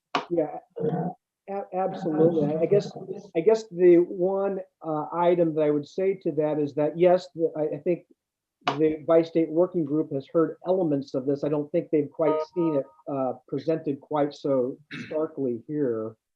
But it might, it comes back to the bi-state working group and who it wants to, or who it makes sense to contract with. And I do think that the port is likely makes the most amount of sense in some ways. The prior discussion about lobbying is a big one. Because those are all expenses that are not reimbursable normally by these types of grants and appropriations. I think by the port being in that project management seat, we do have I guess more fluidity as far as trying to make sure that there's good efficiencies going through this process. But even though the port may be the best project manager for this, it doesn't have to be the port if the commission is interested in studying that. Well, and it's also possible that of that $14 million phase 2B budget that we won't be able to secure, or whoever is asking will not be able to secure the entire amount. And then it will be a question of, well, what would the contributing or partnering entities be able to contribute to that? We obviously have bridge revenue. And we have the last rate increase was done with the idea of replacement of the bridge. So, I mean, we are the ones with the funding source dedicated to this project. But I don't know if we would agree that we should be the only entity contributing as it goes into these phases down the road, and especially if we're creating an entity that could be the conduit and establish those relationships with the other entities that are part of this effort. Right. I think it's definitely something worth bringing up at the appropriate time. Obviously the ODOT. I mean, I think all 6 agencies all agree that it makes the most amount of sense for the DOTs to take this project on. But so far they've been very, very forceful about not being interested in that role. Are there any other thoughts or comments about the port's role in moving into phase 2B, or is that something worth looking and asking others, or does it make sense for the port to continue to be in that role? Kevin, could you maybe speak to the legislative strategy that Siegel has laid out to date? Yeah, if we go back down to the lower on your let's see, there we go. Okay, you can kind of see here, this is kind of that lower bar that shows the long and short sessions. So 2020, we've submitted the study bill and request for $5 million. In 21, in calendar year 21, Siegel will be developing the legislation for the Bi-State Bridge Authority, and then that would be introduced for the 22 session. During that 22 session, we would be making and preparing for a larger ask, especially anticipating, and we don't know this for sure, that there would be some type of transportation program. Those usually come in 7 to 10 year increments. And so if that was, if the 23 long session was where there'd be a transportation funding package, that's where the $35 million ask to each state and the feds would come in. So there are programs out there at the federal level that could, be a third of that $100 million need. If for some reason that was unsuccessful, you could develop a strategy for the 24 session, and then in the 25 long session, come back with another significant transportation ask. But I'll tell you, John, and all of the entire commission, 2025 is about your point of no return. If these other legislative efforts do not bear fruit, significant fruit, not just for the preliminary engineering and the project development, but for construction, we're going to be in a position to where you may have to make a decision about redirecting the port's commitment to replacement and maintenance, for repair and maintenance. I think that 25 date is a critical one. And frankly, if by 25 we've had no legislative success, the answer is made for us. It is, and that's where the P3 model comes in. That we would be studying as well. Okay, but come back, Kevin. I wanted to get to where Steve suggested that we make an ask. We asked legislature to direct us to return with suggested language. Yeah, that's back in the 2020. Yeah. Yep. We did that now, right? Yes. Yeah, that bill has been introduced to the Oregon legislature. The bi-state working group will be meeting with the Klickitat County state legislative reps. That's Senator King, Representative Corey, and Mossbrucker will be in attendance at that meeting. Brad Boswell will be there. Is that Friday? That's this coming Friday. And in Washington State, Boswell is recommending that the Klickitat contingency really make the case for the bi-state authority to the state legislators and ask them to take that study bill to Olympia. And Brad's been doing all the the behind closed doors discussions with the legislators. So there won't be any surprises, but it's really an opportunity for them to hear directly from the mayors and the county commissioner. Do we hope from that effort to get direction from Washington and Oregon legislature back to the working group to draft language? We've actually the Oregon side has already presented draft language. It's very basic. It just says, come back and for the 22 session with a further legislation for the creation of the BSA. We're hoping that on Friday, that will begin the formal process on the Washington side. And then we've got a year to craft that document. Correct. And that's why when we start looking at the contracts, the first contract that I'd like to bring to you, and I shared with you at the last commission meeting, was getting Siegel back on board so he can start that work. And that's a $200,000 contract? It is. And it's in 2021 out of build money, and we're not going to run out of build money until 2022. Right. Well, we would actually be able to pay for the governance work, the legislative work out of unspent House Bill 2017 funds. That will give solid. I mean, we should have a lot better sense of what kind of hope we can have for getting a DOT to take it, or a TIFIA participation, or by the time we get through crafting that document, we should be educated at a much higher level.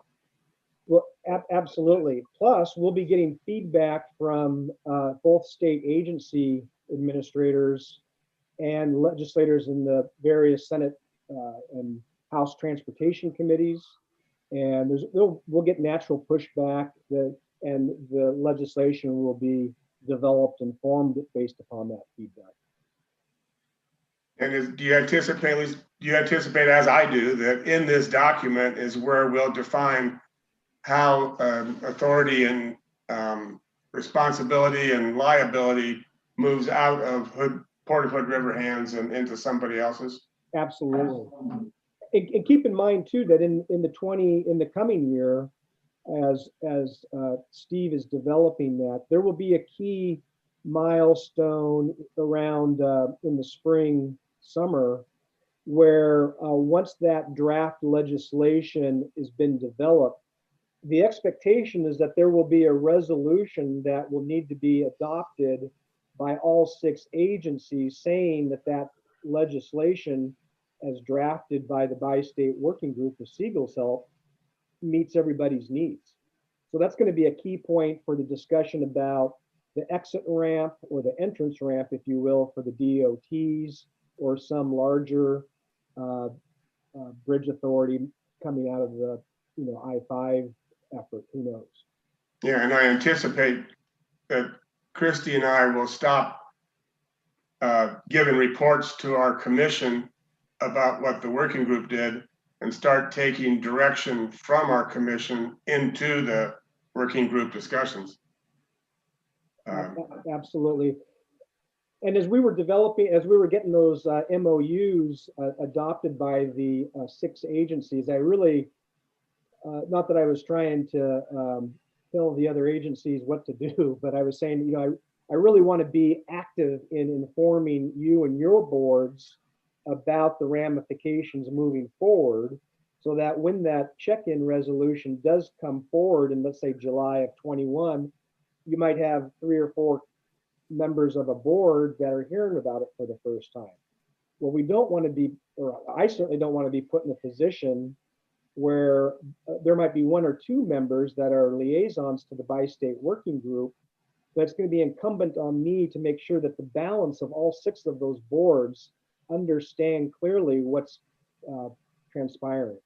Yeah, it's a hard job for you. That's why we got you.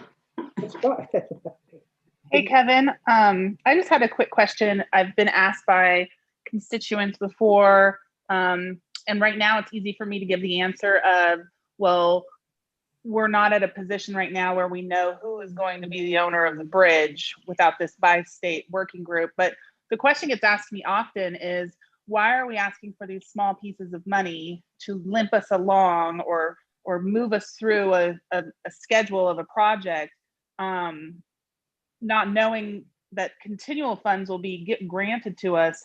Why are we not going and asking for the whole enchilada and saying, the Port of Hood River definitely needs a new bridge, this is the cost? And so my answer when I'm asked that is, we don't have the entity that's going to be the owner of the bridge yet. So, there's things that we have to do first, but then they say, well, once we get this bi-state working group, why can't we just go in and ask for all of it instead of ask for things in phases? So I just need a good answer. Sure. Sounds like you were talking to Mike Fox. Many more people than that, but that sounds like very similar to the conversations we've had. There's a couple of reasons. One, we don't have any significant engineering developed to date. We're still in the NEPA process, and so that's been a tricky problem for this. The other element is that most large dollar amounts for construction and pre-construction usually are a part of a larger transportation package, like House Bill 2017 or a similar effort, and those don't happen every year. So I do think that in my conversations with federal folks at U.S. Department of Transportation, the fact that this project has received the build grant is awesome, because what it means is that we're on their radar. And if you recall, we had applied for the infra grant. We applied $5 million. We didn't get that. Most of those grants that were awarded through infra were more like $25, $35 million. So the fact that we have been successful, the Port and Klickitat County and the project team has been successful with build, actually tees up a request for infra or another package that much more, because we can prove that we can deliver on this work.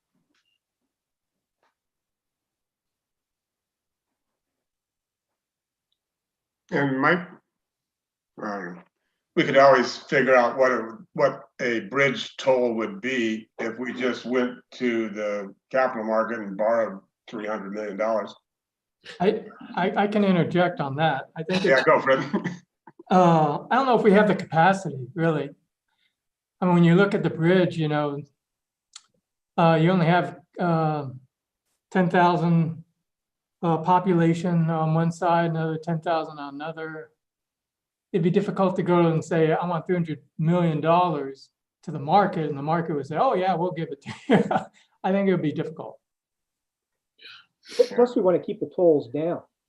And so every appropriation or grant that we receive towards the project is $1 we don't have to bond for. Yes, and we have a solid legislative plan, not necessarily with high odds of success, but we know what we're doing for the next 6 to 8 months.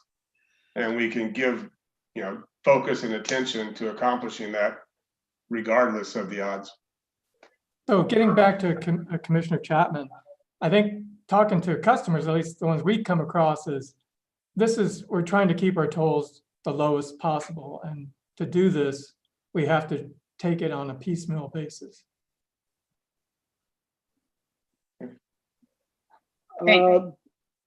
If there are, I can spend more time on that schedule, or I could go to the list of contracts. Could I interject here for a moment? Genevieve, if you go back to the schedule, I just want to, I guess, call the question now for confirmation, but what I think the commissioner has said here and in other forums is that we've made a commitment to the build grant and the match, and we've made a commitment to carry through those efforts to complete the objectives under the build grant. If there's money obtained from Washington or some other source that allows us then to extend into phase 2B with the I guess approval of or acquiescence of other stakeholders, the commission would be in a position to say, okay, we'll have the right agreements in place, but we'll carry that forward as I guess the lead from a project standpoint through the end of 2B. But when you get into end of 22, 23, if there is bi-state bridge authority propped up, that's the point at which we say, look, we need to transfer this either to the bi-state bridge authority as they develop and establish themselves, or potentially a Department of Transportation. Is that a fair summary of what the commission's sense of this is? And I bring that up because this is an important aspect of the strategic plan as we look forward into what we think we're capable of and what we think we can carry forward. But the point at which we have to say, look, there's got to be a handoff here.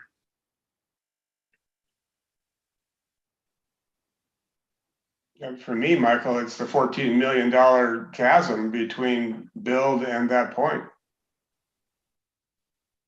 Yeah, I didn't say financial commitment. I just said if there's funding that comes in from a source and we've already got this momentum going through build, the commission says, okay, if people are okay with it, we can continue on.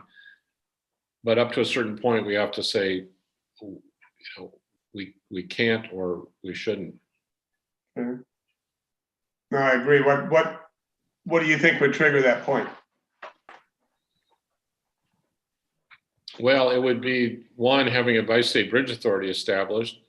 Two, it would be having all these steps taken up to 30% engineering, which is a setup piece for a TIFI loan. And as Kevin said, a setup piece for a significant ask from 2 states and the feds. So we would at that point have primed this. And going beyond that is likely stretching beyond our capabilities, and one in which we either need another entity to pick this up, or well, including the possibility of a private entity. So I just look, when you squint at this, I just think that when you get into, what is that, 2023, that's the time frame where that we have to call that question. And I think we have to be clear. Well, I don't think we have to. The question is, should we then start stating to our partners that that's the point at which we're capable of taking it, but not much beyond that? I see the challenge. The only challenge that I see to that is that our entity of the port, having worked on this bridge forever, and the lobbying efforts and the grant writing and doing all of these things, we have the knowledge, whereas the port, whereas the city of Bingen, Clickitat County, and even Hood River. So I don't know exactly what our involvement should be, but I see our involvement. I see everyone looking to us as what do we do next? That's in fact the core question. That may be true, but remember, if there's progress made to that extent, I think the port needs to be looking at how its staff is deployed and what we're capable of doing, and to what extent we need to, really be focused on other aspects of the port. For instance, we might actually need to bring on so much staff that the East Wing fills up with construction support staff from an accounting perspective, a project management perspective. I mean, it's going to be a huge undertaking for anybody, much less the Port of Hood River. Yeah, that's a really good point. This would be a significant plus up in skills and capabilities within the port staff. I'm not asking you to answer the question, but I think that is an important inflection point for how we characterize our role going forward. And there will be further developments and uncertainties, but it would be difficult for me to believe that without significant funding and significant increase in our capabilities to keep carrying this forward under phase 3. So one question is how and if the Bi-State Bridge Authority established itself as an entity that can submit a loan application, have an attorney advising them, have governance established, can essentially be on its own as a new public agency. And there's lots of questions with that. Or to the extent that there's enough political interest in having one of the dots take this on because it's been set up so well. I think that's 19 or 2021 work. Definitely what's the year ahead. And our preferred outcome is a dot takes it. Yeah. So but I agree, when we start to get into phase 3, or as we near that, and probably even in the latter half of 2022, some of these decisions are going to have to be made. At that point, there may be an effort to not only have the authority to create a bridge authority or the legislative capability, but to actually do it. And then that entity may be making some of these decisions. And it may be that it would want to contract with the Port of Hood River to perform these development or pre-development activities. Or it may choose to do so itself, or it may, there's just a lot of things that may come to pass between now and then. But I do agree that that's probably going to be the tipping point in terms of who carries this forward and how that's structured in the middle of 2023 or leading up to it. But we're not going to know, and we're not going to have control over that as a port through that point. It's going to conceivably have sort of a separate life under a bridge authority that may make those determinations. I think the first inkling of how that will likely look is if Washington does find some money for the project, because it will likely come to Clickitat County, and Clickitat County is not in a role right now to do much of this project management work. And so at that point, they'll be looking to the Port of Hood River, kind of as an aside, to contract with the port because of the unique situation it has to contract for that work coming out of Olympia. And so those types of agreements, we might see more of those as the bi-state working group becomes more formalized and the bi-state bridge authority comes into existence, and money continues to come from who knows where. Those side agreements to keep the project going will probably be around for a while. Until they're able to, they're not going to be able to staff up on day one. They're going to have some transition time just as they're getting their legs as well. So I think we got to be mindful of time, but that pretty much helps us understand the first two questions under roles and responsibilities that's in your packet. Mhm. So there's no answer. It's just, I think that gives us a sense of the commission.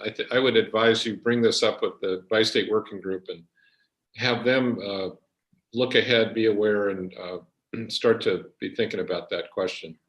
Because it does beg the question of, you're going to need money, funding to set up a bi-state bridge authority. You got to create a public agency from whole cloth, and it ain't easy. And it could be that gets traction, or it could be, as Kevin said, there's more of a role that they hire the Port Hood River, others, but they need a funding source to do that. And this legislation doesn't come with an allocation of funding, or I guess it could when it finally gets written. They're not in hand. Right. So how about the contracts, Kevin, that we're going to get there with? Yeah, let's just review that. I think you've probably seen a version of this in the past, but I just want to get this on your radar so there aren't any surprises. My goal as we go through these contracts over the next month to 9 months is to try to get the scope of work to you a minimum of 2 weeks in advance. I'd like to get them to you 2 months in advance so that there's plenty of lead time in understanding and answering any questions and providing feedback for the end product. So the first contract that would be on your radar would be the Siegel contract. We've already discussed that. I believe that will be coming out of the remaining House Bill 2017 resource. Are there any questions about that work? I know I tried to get that scope of work out to everybody on the commission. My plan is Built into that, Kevin, is presentations to the Port of Hood River at least, and yes? I'm sorry, I missed the first part of it. Within the scope of that contract, do we have presentations by Steve Siegel to the Port of Hood River? That is not planned. It's basically, he's kind of a known entity and has a unique perspective, not only with the state legislature, but also transportation funding. Yeah, and he's also a very good explainer. That's what I'm trying to get to, is I'd like Steve Siegel himself to explain the logic and depth of thought that went into the words he's crafting, because he's particularly good at doing that. Yes, he is. Yeah, that means absolutely. He presents to the port. Yeah, I can certainly see if Steve is available to chime in on what would that be, the 17th, and maybe he can give a 15-minute presentation, and then the business item can be later on in the meeting. Yeah, sound good? Yeah, it does. Ask him what he thinks would be useful. Might be too early even, but in the scope of that contract, let's build in a couple of in-depth, this is where we're going. Oh, I got you. So you're talking about as the work is actually underway, that there's some checkpoints where he can come in and give the Port Commission an update. To avoid the circumstance where it becomes too big a gulp. Right. Yeah, absolutely. That's not a problem. So just to clarify, you don't necessarily need to see him on the 17th. No. Okay. Thank you. I appreciate that. Absolutely. He'll be checking it. We'll make sure that there's a couple of check-in points with the port and there will be, he's going to be spending the first probably 4 to 5 months just doing internal research and then bringing the first draft of that legislation to the bi-state working group like in April or May. Yeah, And then there will be a series of back and forths through the fall. yeah, and then it would be appropriate.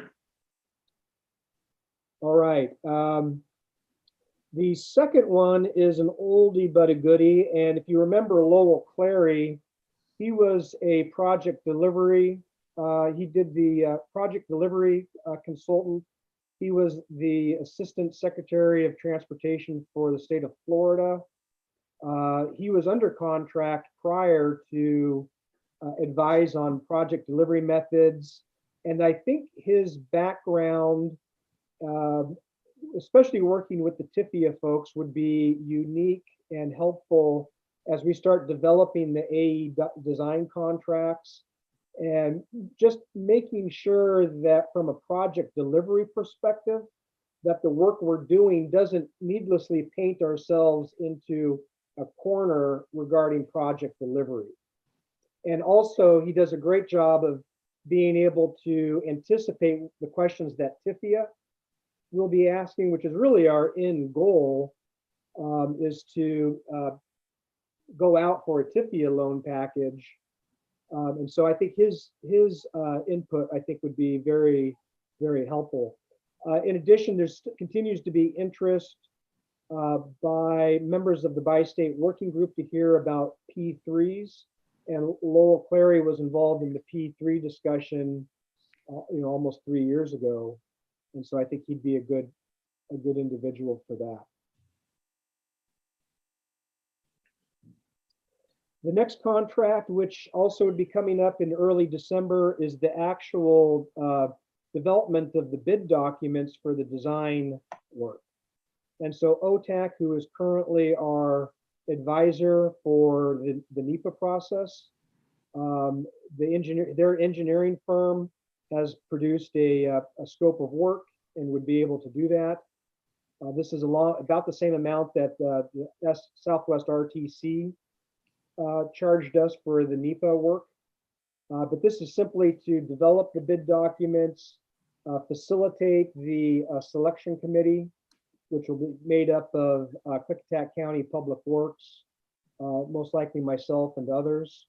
DOT representatives will be on that selection committee. OTAC would facilitate the interview process and then help with the scoring and ultimate recommendations to the Port Commission for who to award that contract to, the design contract.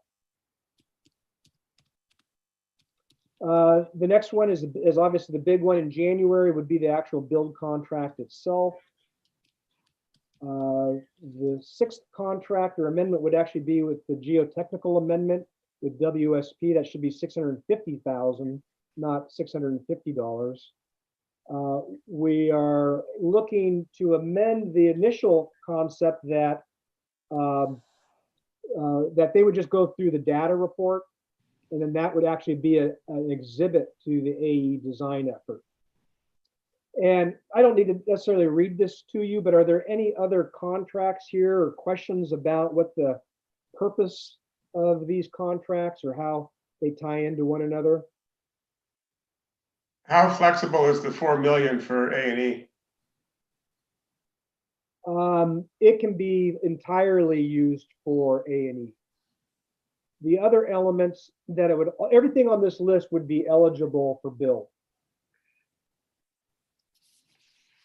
Yeah, but if some of that list runs over, can we cut the A&E design contract to 3.5? You could, but let's see what comes out of the Washington legislative effort. Okay.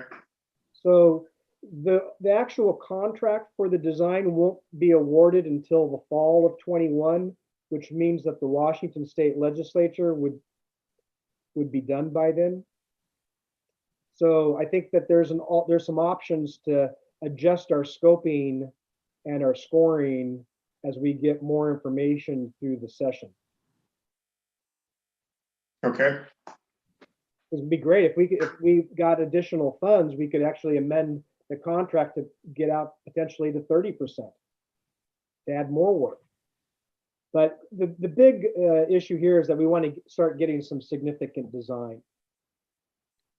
So so with that, I think if there's any other, I don't really want to read this off every line to you. So if there's any other questions regarding the bridge replacement, I'd be more than happy to listen and take note. So Kevin, did you hit the key questions that we have in the memo?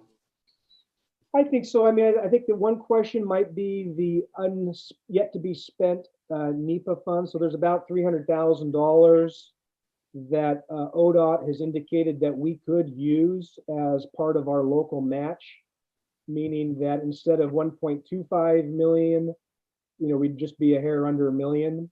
But, I guess that's that much work less that you're getting done. So depending on what happens through the Washington legislative process or the Oregon state legislative process, you can make that up on the back end. So I guess that's a question for the commission is, do you want to use that House Bill 2017 money as part of the match? well, Michael, you made the point earlier today that money might better be strategically acquired as debt against the bridge. Well, that's a Fred call. It's a question of, he said low interest rates preserves our reserves as the way they are, which helps our underwriting and our credit worthiness. So there's multiple factors there, and I'd defer to Fred on his assessment. Well, I guess, Kevin, unless if there's a real need to use that in the NEPA process, then yeah, I mean, why wouldn't you use it for the build match? Well, one reason why you might not, if because we've identified a $6.25 million package. So if we reduce that by $300,000 and we need additional work, we might just have to pay on the back end straight cash out of our reserves.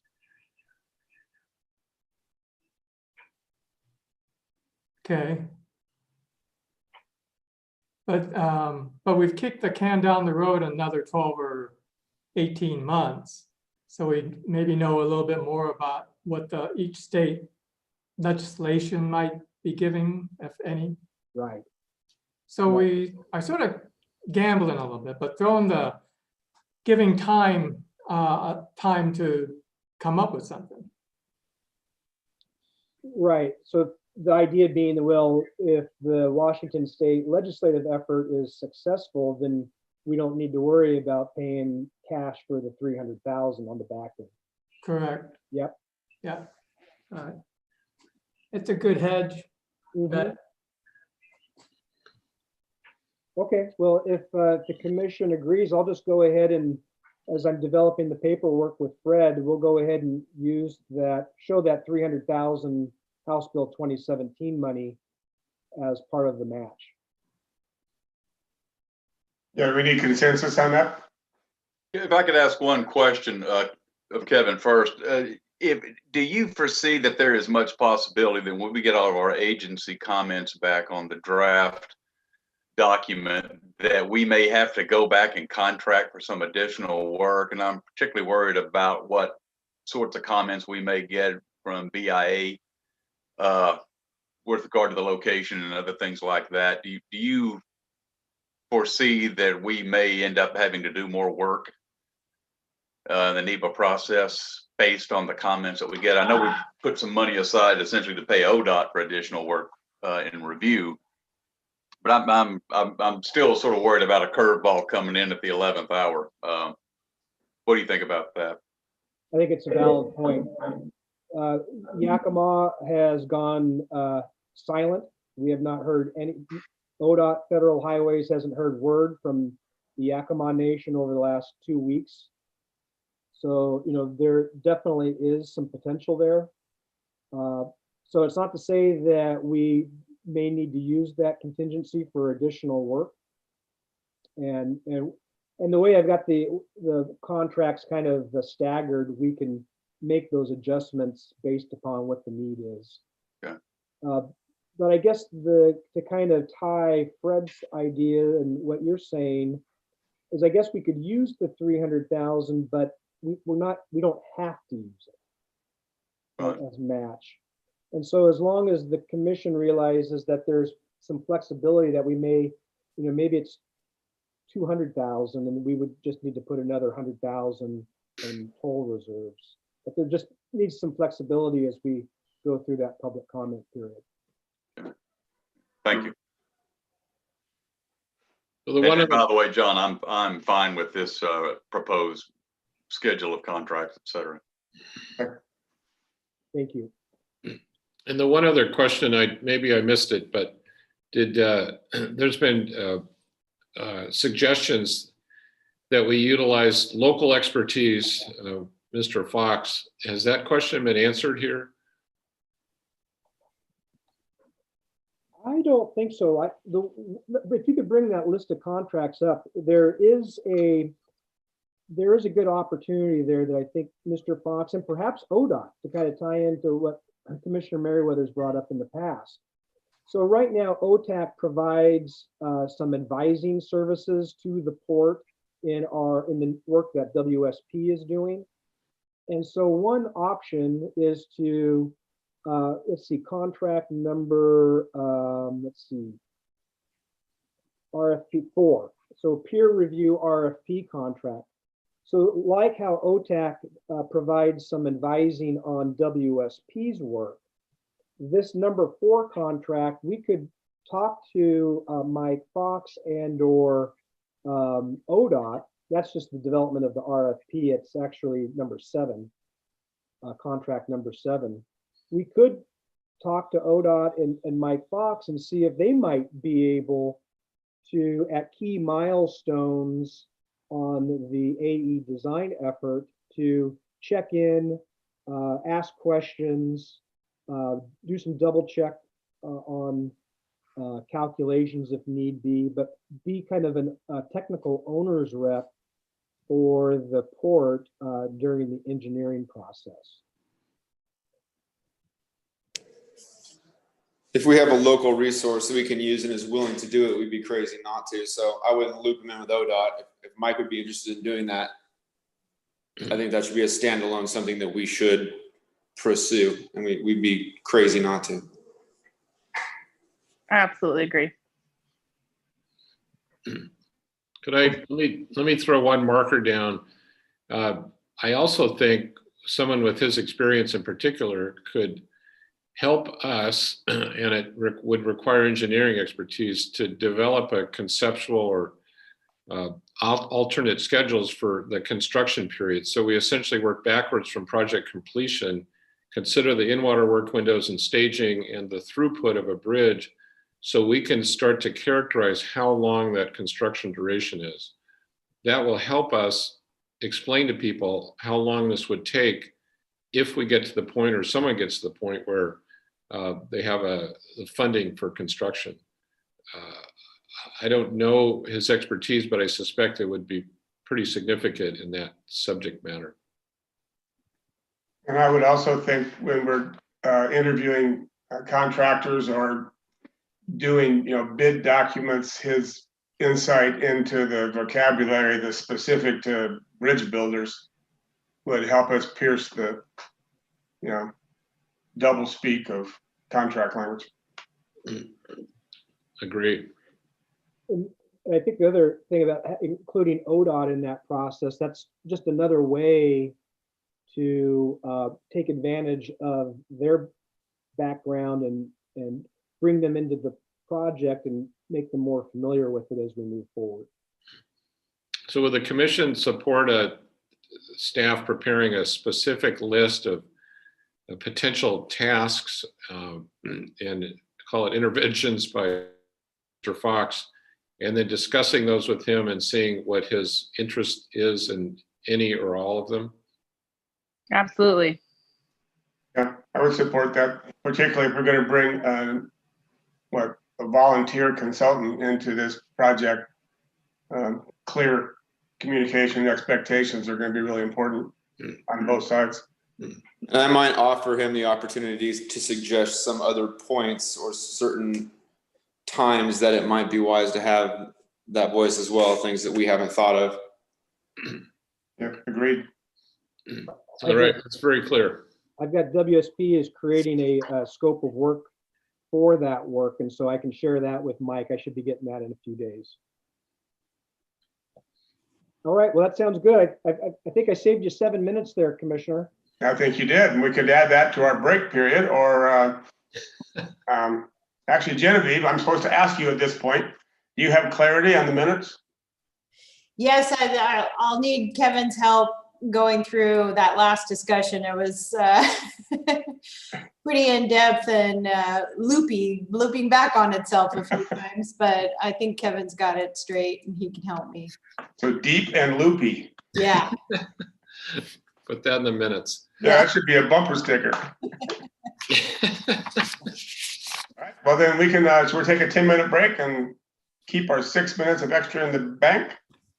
Reconvene at 3:34. And when, let's see, when we reconvene, will that be,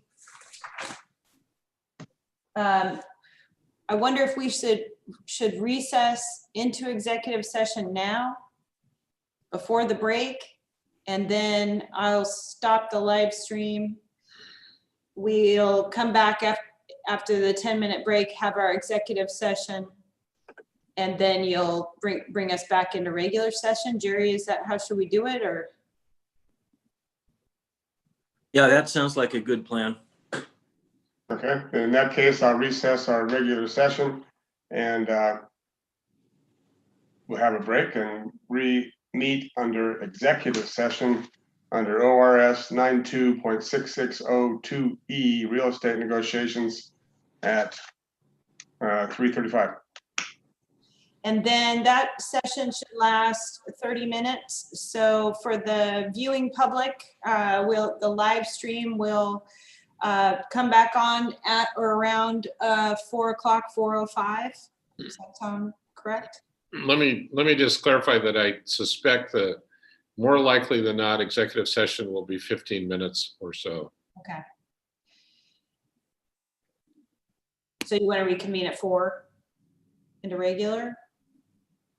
Yeah, it's up to the commission, but I suspect it'll be a very short executive session. Okay. All right, I'm going to